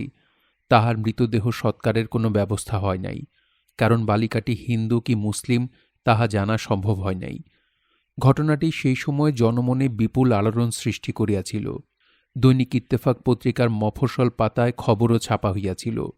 অধিকার কি, আমরা ভালো আছি। আপনার সর্বাঙ্গীন কুশল কামনা করি। আমি চিঠিটি ডাকযোগে মিসির আলির ঠিকানায় পাঠিয়ে দিলাম। মনে মনে হাসলাম। অভ্রান্ত যুক্তিও মাঝে মাঝে অচল হয়ে যায়। এই চিঠিটি হচ্ছে তার প্রমাণ। চিঠি পাঠাবার 3য় দিনের মাথায় মিসির আলি এসে উপস্থিত। আমি হেসে বললাম, কি, গল্পটা এখন বিশ্বাস করলেন? মিসির আলি শুকনো গলায় বললেন, হুম। তাকে খুব চিন্তিত মনে হলো। আমি বললাম, আপনাকে এত চিন্তিত মনে হচ্ছে কেন? মিসির আলি বললেন, আমি আপনার কাছ থেকে গল্পটা আবার শুনতে চাই। কেন? প্লিজ আরেকবার বলুন। আবার কেন? বলুন শুনি। আমি দ্বিতীয়বার গল্পটা শুরু করলাম। এক জায়গায় মিসির আলি আমাকে থামিয়ে দিয়ে বললেন, কত তারিখ বললেন? 12ই কার্তিক। এই তারিখে ঘটনাটা ঘটল। 12ই কার্তিক তারিখটা আপনার মনে আছে? হ্যাঁ আছে। প্রথমবার যখন আপনাকে গল্পটা বলি তখনও তো 12ই কার্তিক বলেছিলাম বলে আমার মনে হয়। হ্যাঁ বলেছিলেন। আজও সেই একই তারিখ বলেন কি না তাই দেখতে চেয়েছি। এই তারিখটা বেশ জরুরি। জরুরি কেন? বলছি কেন, তার আগে আপনি বলুন 12 তারিখটা আপনার মনে রইল কেন? এসব দিন তারিখ তো আমাদের মনে থাকে না। 12 তারিখ আমার বড় মেয়ের জন্মদিন, কাজেই সুধাকান্তবাবু 12 তারিখ বলা মাত্র আমার মনে গেঁথে গেল। তাছাড়া আমার স্মৃতিশক্তি ভালো। তাই তো দেখছি। এখন বলুন তারিখটা এত জরুরি কেন? যে বছর ঘটনাটা ঘটল আমি সেই বছরের পঞ্জিকা দেখেছি। 12 তারিখ হচ্ছে 24শে অক্টোবর। স্কুল ছুটি থাকে। ওই দিন লক্ষ্মী পূজার বন্ধ। কাজেই আপনার সুধাকান্তবাবু আপনাকে একটা মিথ্যা কথা বলেছেন। তিনি বলেছেন ওই দিন স্কুল করেছেন। হয়তো উনিই তারিখটা ভুল বলেছেন। হ্যাঁ তা হতে পারে। তবে আমি তার নিজের মুখে ঘটনাটা শুনতে চাই। আবার শুনতে চান? হ্যাঁ। কেন? ব্যাপারটা বিশ্বাস করতে পারছি না। আমি বিরক্ত হয়ে বললাম, বিশ্বাস করতে না চাইলে করবেন না। আপনাকে বিশ্বাস করতেই হবে এমন কোনো কথা আছে? মিসির আলি বললেন, আপনি কি একটু যাবেন আমার সঙ্গে? কোথায়? ওই জায়গায়। কেন? তাহলে জেনে আসতাম তারিখটা 12 কিনা। আপনি কি পাগল নাকি ভাই? মিসির আলি বললেন, ব্যাপারটা খুব জরুরি, আমাকে জানতেই হবে। জানতে হলে আপনি যান, আমি আপনাকে ঠিকানা দিয়ে দিচ্ছি। আপনি যাবেন না? জি না, আজেবাজে ব্যাপার নিয়ে মাথা ঘামানোর সময় আমার নেই। এটা আজেবাজে ব্যাপার না। আমার কাছে আজেবাজে। আমার যাবার প্রশ্নই ওঠে না। মিসির আলি মুখ কালো করে উঠে গেলেন। আমি মনে মনে বললাম, ভালো পাগলের পাল্লায় পড়েছি। লোকটা মনে হলো অ্যাবনর্মাল। অ্যাবনর্মাল সাইকোলজি করতে করতে নিজেও ওই পর্যায়ে পৌঁছেছে। এরা দেখি বিপজ্জনক ব্যক্তি। মিসির আলি যে কি পরিমাণ বিপজ্জনক ব্যক্তি তা টের পেলাম দিন 10 পর। আমার ঠিকানায় মিসির আলির এক চিঠি এসে উপস্থিত। ভাই, আপনি কেমন আছেন? আমি সুধাকান্তবাবুর সঙ্গে দেখা করতে গিয়েছিলাম। দেখা হয়নি। উনি তার দুঃসম্পর্কের এক বোনের বাড়ি চলে গিয়েছেন বলে দেখা হয়নি। শুনলাম তিনি সেখানে পুরো গরমের ছুটিটা কাটাবেন। যাই হোক, ওর অনুপস্থিতিতে আমি কিছু তথ্য সংগ্রহ করেছি। থানায় গিয়ে থানার রেকর্ডপত্র দেখেছি। ওইখানে ঘটনার তারিখ 23শে অক্টোবর দিবাগত রাত, অর্থাৎ 11ই কার্তিক। কাজেই সুধাকান্তবাবু তারিখ বলা একটু ভুল করেছেন বলে মনে হয়। আমি স্থানীয় স্কুলের হেডমাস্টার সাহেবের সঙ্গেও কথা বলেছি। তিনি বলেছেন ওই দিন সুধাকান্তবাবু ঠিকই সারাদিন ক্লাস করেছেন। কাজেই সুধাকান্তবাবু মিথ্যা বলেননি, তারিখে ভুল করেছেন। তারিখ ভুল করা খুব অস্বাভাবিক নয়। ভদ্রলোকের স্মৃতিশক্তি তেমন ভালো না। কারণ আপনার মুখেই শুনেছি দ্বিতীয়বার যখন তার সঙ্গে আপনার দেখা হয় তখন তিনি আপনাকে চিনতে পারেননি। থানার ওসি সাহেবকে জিজ্ঞেস করলাম, পোস্টমর্টেম করা হয়েছিল কি? উনি বললেন, পোস্টমর্টেমের মতো অবস্থা ছিল না। কুকুর সব ছিঁড়ে খুঁড়ে খেয়ে ফেলেছে। ছিন্ন ভিন্ন কিছু অংশ ছড়িয়েছিল। গ্রামের অন্যরাও তাই বলল। মেয়েটি কোথাকার তাও জানা যায়নি। আমি এতদিন পর এসব খোঁজ করছি দেখে তারা প্রথমে একটু অবাক হলেও পরে আমাকে আগ্রহ করে সাহায্য করেছে। কারণ তাদের বলেছি আমার কাজই হচ্ছে রহস্যময় ঘটনা সংগ্রহ করা।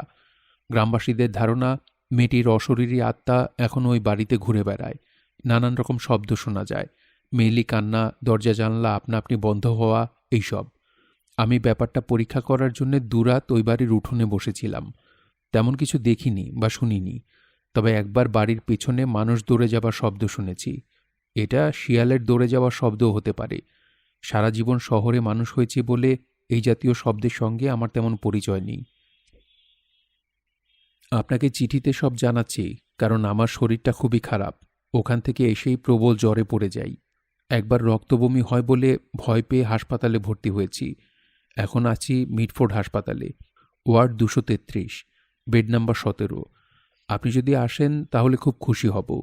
সুধাকান্তবাবু প্রসঙ্গে একটা জরুরি আলাপ ছিল। আশা করি আপনি ভালো আছেন।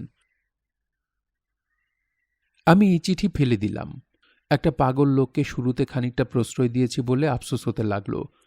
ভাবভঙ্গি দেখে মনে হচ্ছে এই লোক আমার পিছনে জোকের মতো লেগে থাকবে এবং জীবনটা অস্থির করে তুলবে। তাকে হাসপাতালে দেখতে যাবার পিছনেও কোনো যুক্তি খুঁজে পেলাম না। দেখতে যাওয়া মানে তাকে প্রশ্রয় দেওয়া। দূরে দূরে থাকাই ভালো। দেখা হলে বলা যাবে চিঠি পাইনি। বাংলাদেশে চিঠি না পাওয়া এমন কিছু অবিশ্বাস্য ব্যাপার না, খুবই স্বাভাবিক। মজার ব্যাপার হচ্ছে, হাসপাতালেই নিতান্ত কাকতালীয়ভাবে মিসির আলির সঙ্গে আমার দেখা হয়ে গেল। টেম্পোর সঙ্গে অ্যাক্সিডেন্ট করে আমার এক কলিগ পা ভেঙে হাসপাতালে ভর্তি হয়েছেন। তাকে দেখে ফিরে আসছি। হঠাৎ শুনি পিছন থেকে চিকন গলায় কে যেন আমাকে ডাকছে, হুমায়ুন সাহেব, এই যে হুমায়ুন সাহেব। তাকিয়ে দেখি আমাদের মিসির আলি বিছানার সঙ্গে মিশে আছেন। গলা দিয়ে স্বর বেরোচ্ছে না, চিঁচিয়ে আওয়াজ হচ্ছে। আমি বললাম, আপনার এই কি অবস্থা? অসুখটা কাহিল করে ফেলেছে। গতকাল পর্যন্ত ধারণা ছিল মারা যাচ্ছি, আজ একটু ভালো। ভালোর বুঝি এই নমুনা? রক্ত পড়াটা বন্ধ হয়েছে, তবে ব্যথা সারেনি। ভাই বসুন, আপনি আমাকে দেখতে এসেছেন, বড়ই আনন্দ হচ্ছে। আসছেন না দেখে ভাবছিলাম হয়তো চিঠি পাননি। আমি খানিকটা লজ্জিত বোধ করতে লাগলাম। একবার ইচ্ছা হলো সত্যি কথাটা বলি যে তাকে দেখতে আসিনি, ভাগ্যচক্রে দেখা হয়ে গেল। পরক্ষণেই মনে হলো সব সত্যি কথা বলতে নেই। হুমায়ুন সাহেব। জি। বসুন ভাই, একটু বসুন। আমি বসলাম। মিসির আলি বললেন, আপনাকে দেখে ভালো লাগছে। একটা বিশেষ কারণে মনটা খুব খারাপ ছিল। বিশেষ কারণটা কি? 11 নম্বর বেডটার দিকে তাকিয়ে দেখুন। আলসারের পেশেন্ট, কিছু খেতে পারে না। হাসপাতাল থেকে যে খাবার দেয় সবটাই রেখে দেয়। তখন কি হয় জানেন? তার ছোট ভাই সেটা খায়, খুব তৃপ্তি করে খায়। দিনরাত বড় ভাইয়ের কাছে সেজে বসে থাকে, ওই খাবারের আশাতেই বসে থাকে। আজ কি হয়েছে জানেন? বড় ভাইয়ের শরীর বোধহয় একটু ভালো হয়েছে, সে তার খাবার সব খেয়ে ফেলেছে। ছোট ভাইটা অভুক্ত অবস্থায় সারাদিন বসে আছে। অসম্ভব কষ্ট হয়েছে আমার, বুঝলেন? চোখে পানি এসে গিয়েছিল। আমাদের দেশের মানুষগুলো এত গরিব কেন বলুন তো? আমি মিসির আলির প্রশ্নের জবাব দিতে পারলাম না। 11 নম্বর বেডের দিকে তাকালাম। 16-17 বছরের একজন যুবক অসুস্থ ভাইয়ের পাশে বসে আছে। আমি বললাম, ছেলেটি কি এখনো না খেয়ে আছে? হ্যাঁ, আমি নার্সের হাতে তার জন্য 50টা টাকা পাঠিয়েছিলাম, সে রাখেনি। বড়ই কষ্ট হচ্ছে হুমায়ুন সাহেব। আমি মিসির আলির হাত ধরলাম। এই প্রথম বুঝলাম এই মানুষটি আমাদের 8-10টি মানুষের মতো নয়। এই রোগা আতপাগলা মানুষটির হৃদয়ে সমুদ্রের ভালোবাসা সঞ্চিত আছে। এদের স্পর্শ করলেও পূর্ণ হয়। হুমায়ুন সাহেব। জি। এই খাতাটা আপনি মনে করে সঙ্গে করে নিয়ে যাবেন। কি খাতা? সুধাকান্তবাবুর বিষয়ে এই খাতায় অনেক কিছু লিখে রেখেছি। বাসায় নিয়ে মন দিয়ে পড়বেন। শরীরের এই অবস্থায়ও আপনি সুধাকান্তবাবুকে ভুলতে পারেননি? হাসপাতালে শুয়ে শুয়ে এইটা নিয়েই শুধু ভাবতাম। কিছু করার ছিল না তো। অনেক নতুন নতুন পয়েন্ট ভেবে বের করেছি, সব লিখে ফেলেছি। ভালো করেছেন, এখন বিশ্রাম করুন। আমি খাতা নিয়ে যাচ্ছি, কাল আবার আসব। মিসির আলি নিচু গলায় বললেন, একবার কি চেষ্টা করে দেখবেন ওই ছেলেটিকে বাইরে নিয়ে কিছু খাওয়ানো যায় কিনা? আমি দেখব, আপনি এই নিয়ে ব্যস্ত হবেন না। আমি ব্যস্ত হচ্ছি না। চলে আসার আগে আগে মিসির আলি বললেন, আপনি কষ্ট করে আমাকে দেখতে এসেছেন, আমি খুবই আনন্দিত। আমি আবার লজ্জা পেলাম।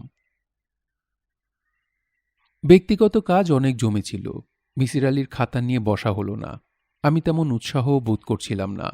সামান্য গল্প নিয়ে এতটা বাড়াবাড়ির আমি কোনো অর্থ দেখি না। আমি লক্ষ্য করেছি, গুরুত্বপূর্ণ বিষয়গুলি বেশিরভাগ মানুষ সম্পূর্ণ অবহেলা করে, মাতামাতি করে তুচ্ছ বিষয় নিয়ে। মিসির আলিও নিশ্চয়ই এই গোত্রের।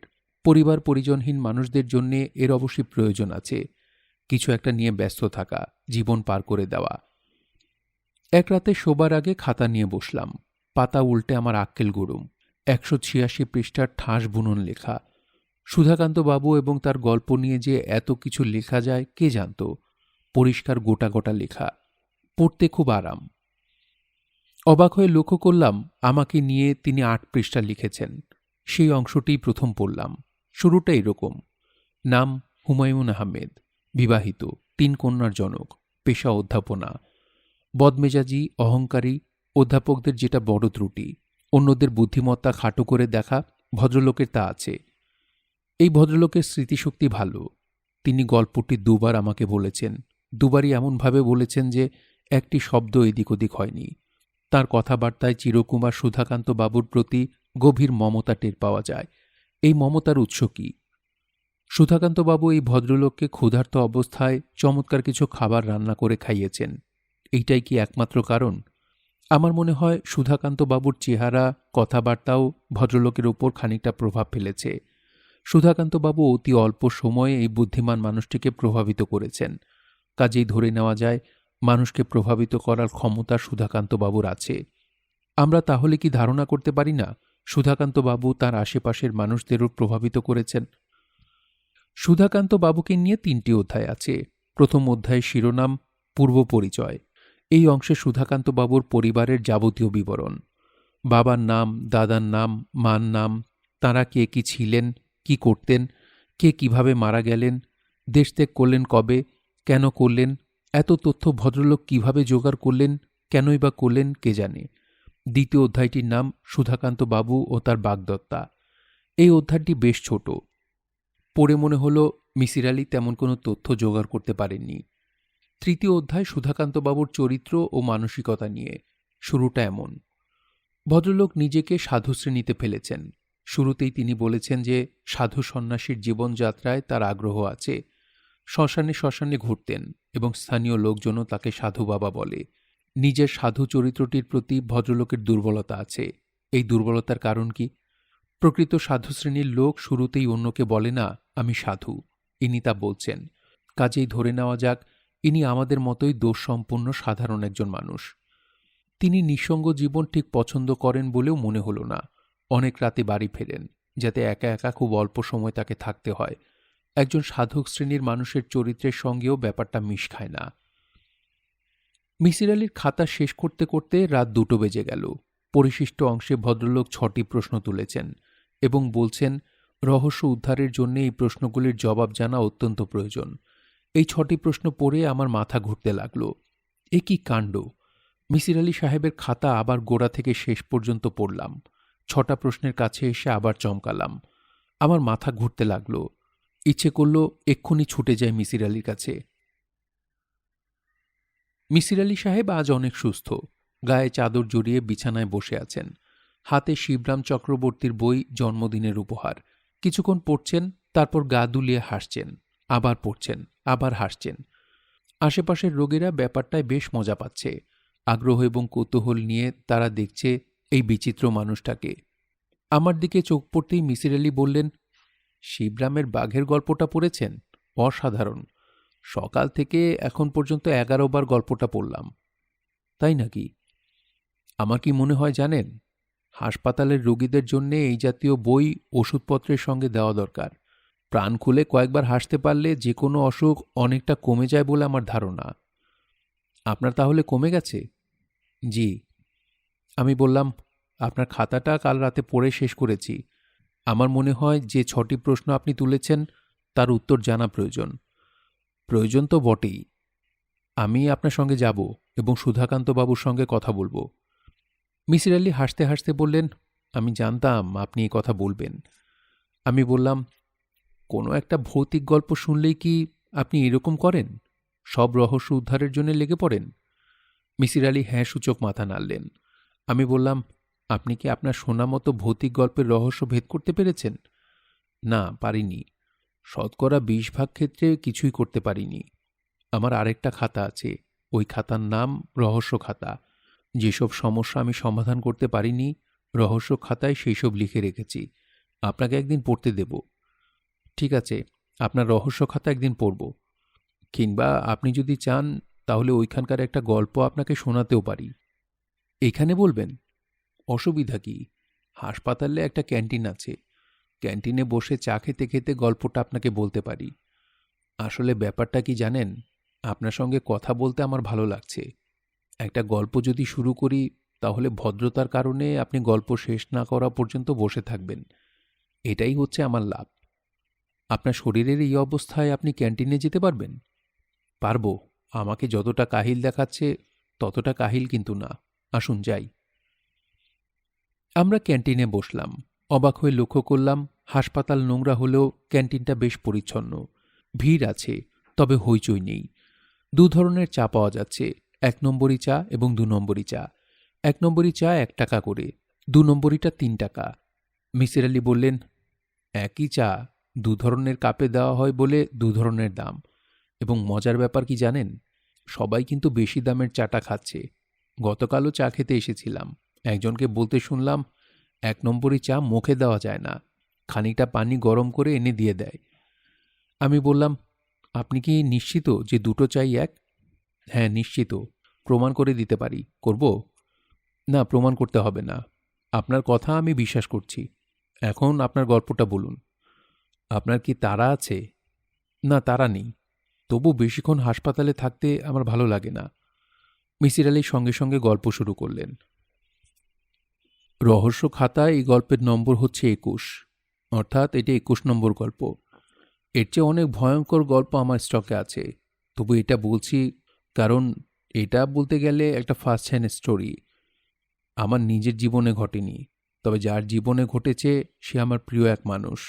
ঘটনাটার সঙ্গে আমার যোগাযোগও প্রত্যক্ষ। মেয়েটি হচ্ছে আমার দূরসম্পর্কের আত্মীয়া, আমার মার মামাতো বোনের মেয়ে, গ্রামের মেয়ে। হোস্টেলে থেকে ময়মনসিংহ মমিনুন্নেসা কলেজে পড়ত। সেকেন্ড ইয়ারে উঠে হঠাৎ করে তার বিয়ে হয়ে যায়। খুব বড় ঘরে বিয়ে হয়। ছেলের অর্থ, বিত্ত এবং প্রতিপত্তির কোনো অভাব নেই। পরিবারটিও এদেশের নামকরা পরিবার। নাম বললেই আপনি চিনবেন, তাই নাম বলছি না। শুধু ধরে নিন যে এই দেশের রাজনীতিতে এই পরিবারটির প্রত্যক্ষ যোগ আছে। আপনি গল্পটা বলুন। বিত্তবান পরিবারের ব্যাপারে আমার আগ্রহ নেই। আমার নিজেরও নেই, এবং আমার ওই খালার মেয়েটিরও ছিল না। অত্যন্ত ক্ষমতাবান একটি পরিবারে বিয়ে হবার কারণে তার জীবনযাত্রা সম্পূর্ণ পাল্টে গেল। কিছুদিন স্বামীর সঙ্গে ইউরোপ আমেরিকা ঘুরল। সেই বছর পরীক্ষা দেওয়া হলো না, তার পরের বছরও হলো না, কারণ সে তখন কনসিভ করেছে। সমস্যা শুরু হলো তখন, যখন মেয়েটি বিচিত্র সব স্বপ্ন দেখতে লাগল। প্রতিটি স্বপ্নের মূল বিষয় একটি। ছোট্ট একটা ছেলে এসে তাকে বলে, মা, তোমাকে একটা কথা বলি, মন দিয়ে শোনো। আমাকে এরা মেরে ফেলবে।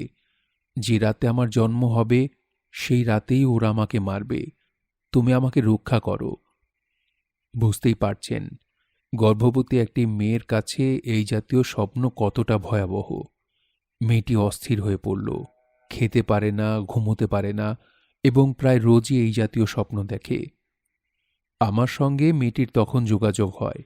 আমি তাকে নানানভাবে বুঝিয়ে বলি যে এটা কিছুই না।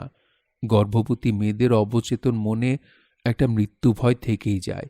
সেই ভয় নানানভাবে প্রকাশ পায়। তোমার বেলায় এইভাবে প্রকাশ পাচ্ছে। মেয়েটির স্বামী বিষয়টি নিয়ে খুব বিব্রত বোধ করছিল।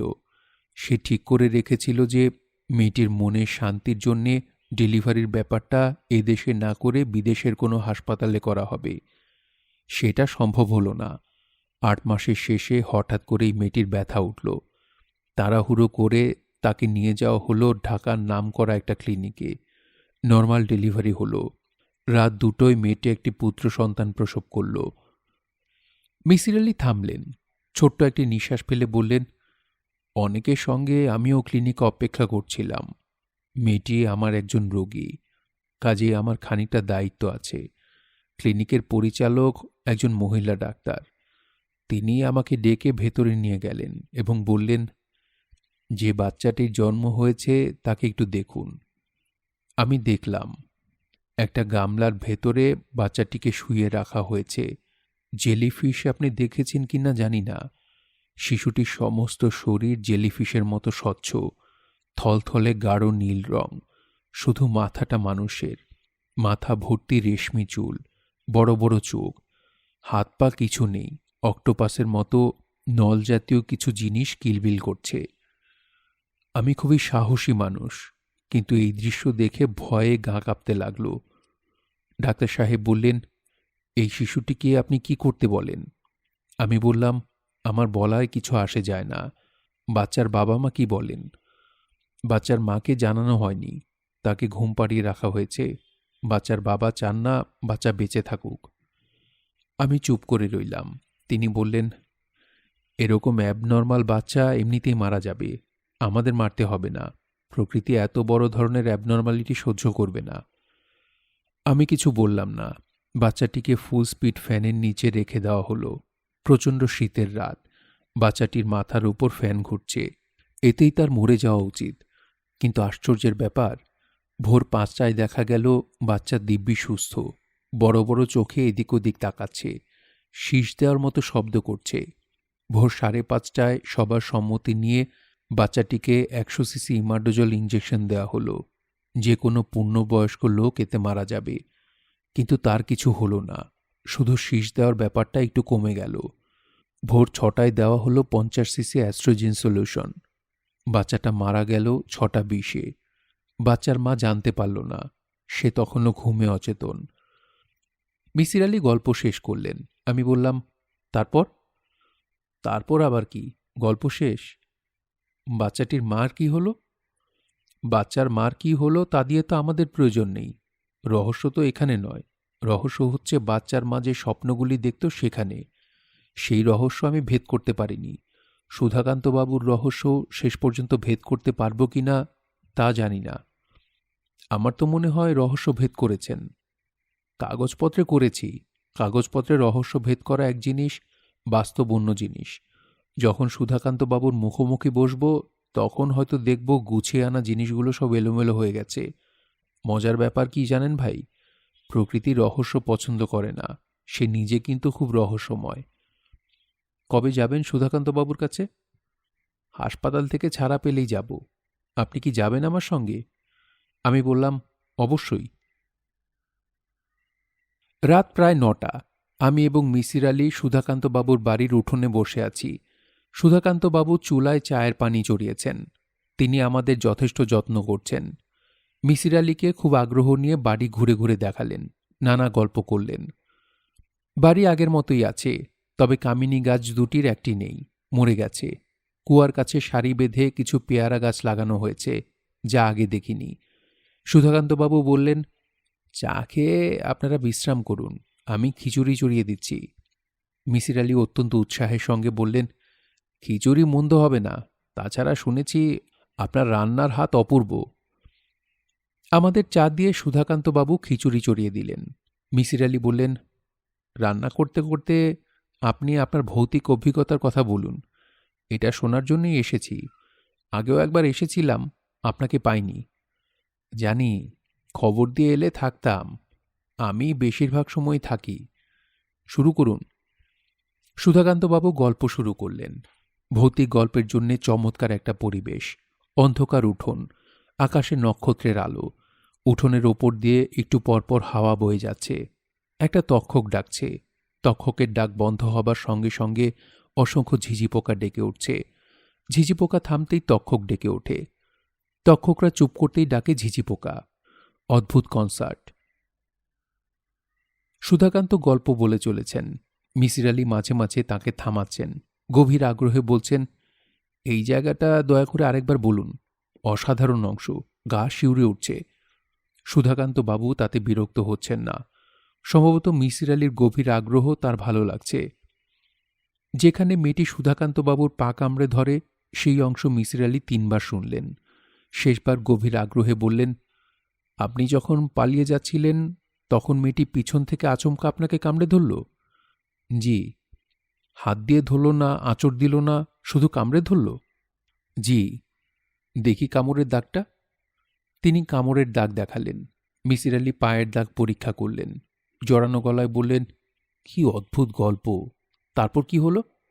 সুধাকান্তবাবু গল্পে ফিরে গেলেন। একসময় গল্প শেষ হল। সুধাকান্তবাবু বললেন, খিচুড়ি নেমে গেছে, আপনাদের কি এখন দিয়ে দেব? রাত মন্দ হয়নি কিন্তু। মিসির আলি বললেন, জি, খেয়ে নেব।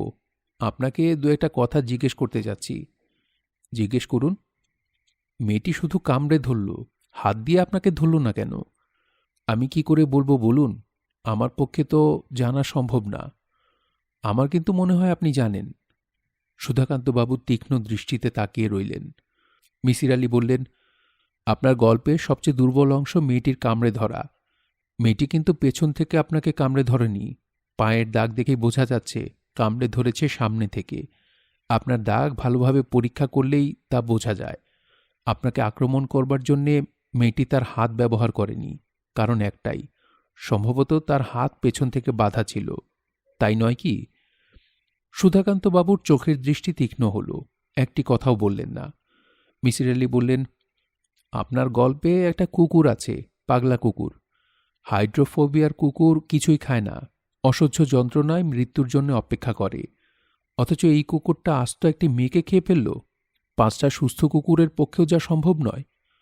আপনি অসাধারণ একটা ভূতের গল্প তৈরি করেছেন, কিন্তু গল্পে অনেক ফাঁক রয়ে গেছে, তাই না? সুধাকান্ত বিড়বিড় করে কি যেন বললেন। আমি কাঠ হয়ে বসে রইলাম। কি শুনছি এসব? মিসির আলি লোকটি এসব কি বলছে? মিসির আলি বললেন, ব্যাপারটা কি হয়েছিল আমি বলি। আপনি চিরকুমার একজন মানুষ। আপনার মনে আছে অবদমিত কামনা বাসনা।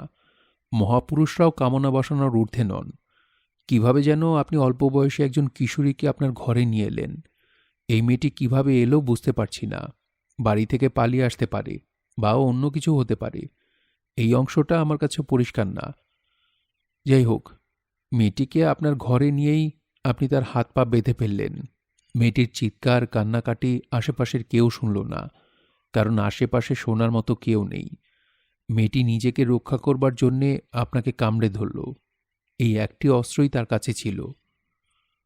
অবশ্যই মেয়েটি নিজেকে রক্ষা করতে পারল না, শেষ পর্যন্ত মারা গেল। আপনি তার মৃতদেহ ঘরেই ফেলে রাখলেন, দরজা জানলা খুলে রাখলেন, যাতে শেয়াল কুকুর শবদেহটা খেয়ে ফেলতে পারে। একদিনে তো একটা মানুষ শেয়াল কুকুরে খেয়ে ফেলতে পারে না, হয়তো 2 দিন বা 3 দিন লাগলো। এই সময়টা আপনি নষ্ট করলেন না, ঠান্ডা মাথায় ভাবলেন। ভেবে ভেবে অসাধারণ একটা গল্প তৈরি করলেন।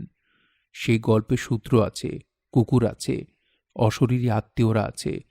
কি সুধাকান্তবাবু, আমি ঠিক বলিনি? দিন, এখন খাবার দিয়ে দিন, প্রচণ্ড খিদে পেয়েছে, খেয়ে নেব। আমি অবাক হয়ে দেখলাম সত্যি সত্যি মিসির আলি খেতে বসেছেন। সুধাকান্তবাবু তাকে থালা এগিয়ে দিচ্ছেন। মিসির আলি আমার দিকে তাকিয়ে বললেন, আপনি খাবেন না? আমি বললাম, না, আমার খিদে নেই। মিসির আলি খেতে খেতে বললেন, সুধাকান্তবাবু, আপনার বিরুদ্ধে কেস দাঁড় করাবার মতো কিছু আমার হাতে নেই। যেসব কথা আপনাকে বলেছি সেসব আমি কোর্টে টেকাতে পারবো না। আমি সেই চেষ্টাও করব না। কাজেই আপনার ভয়ের কিছু নেই। তবে আমার কেন জানি মনে হচ্ছে আপনি থানায় গিয়ে অপরাধ স্বীকার করবেন। আচ্ছা, মেয়েটার নাম কি ছিল? সুধাকান্ত গম্ভীর গলায় বললেন, বিন্তি। ওর নাম বিন্তি। ও আচ্ছা, বিন্তি। মিসির আলি খুব আগ্রহ করে খাচ্ছেন। আমি দূর থেকে তাকে দেখছি। সুধাকান্ত বাবুও দেখছেন। তার চোখে পলক পড়ছে না, সেই পলকহীন চোখে গভীর বিস্ময়। মিসির আলি বললেন, খিচুড়ি তো ভাই অপূর্ব হয়েছে। আমাকে রেসিপিটা দেবেন তো। আমিও আপনার মতো একা একা থাকি, মাঝে মাঝে খিচুড়ি রান্না করব। বলেই মিসির আলি বিচিত্র ভঙ্গিতে হাসলেন। আমি এর আগে এত অদ্ভুতভাবে কাউকে হাসতে শুনিনি। গায়ে কাঁটা দিয়ে উঠল। পরিশিষ্ট। আমার অধিকাংশ গল্পে শেষ থাকে না বলে পাঠক পাঠিকারা আপত্তি তোলেন। এই গল্পের আছে, সুধাকান্তবাবু তার অপরাধ স্বীকার করে থানায় ধরা দিয়েছিলেন। বিচার শুরু হবার আগেই থানা হাজতে তার মৃত্যু হয়। শুনছিলেন হুমায়ুন আহমেদের মিসির আলি সিরিজ থেকে একটি গল্প, বৃহন্নলা। সম্পূর্ণ গল্পটি একত্রে শুনতে আপনাদের কাছে কেমন লাগলো তা অবশ্যই কমেন্ট করে আমাদেরকে জানাতে পারেন। ভালো লাগলে একটি লাইক করবেন, চাইলে শেয়ার করে অন্যকে শোনার সুযোগ করে দিতে পারেন। সবাই ভালো থাকবেন, সুস্থ থাকবেন এবং গল্পতরুর সঙ্গেই থাকবেন। ধন্যবাদ।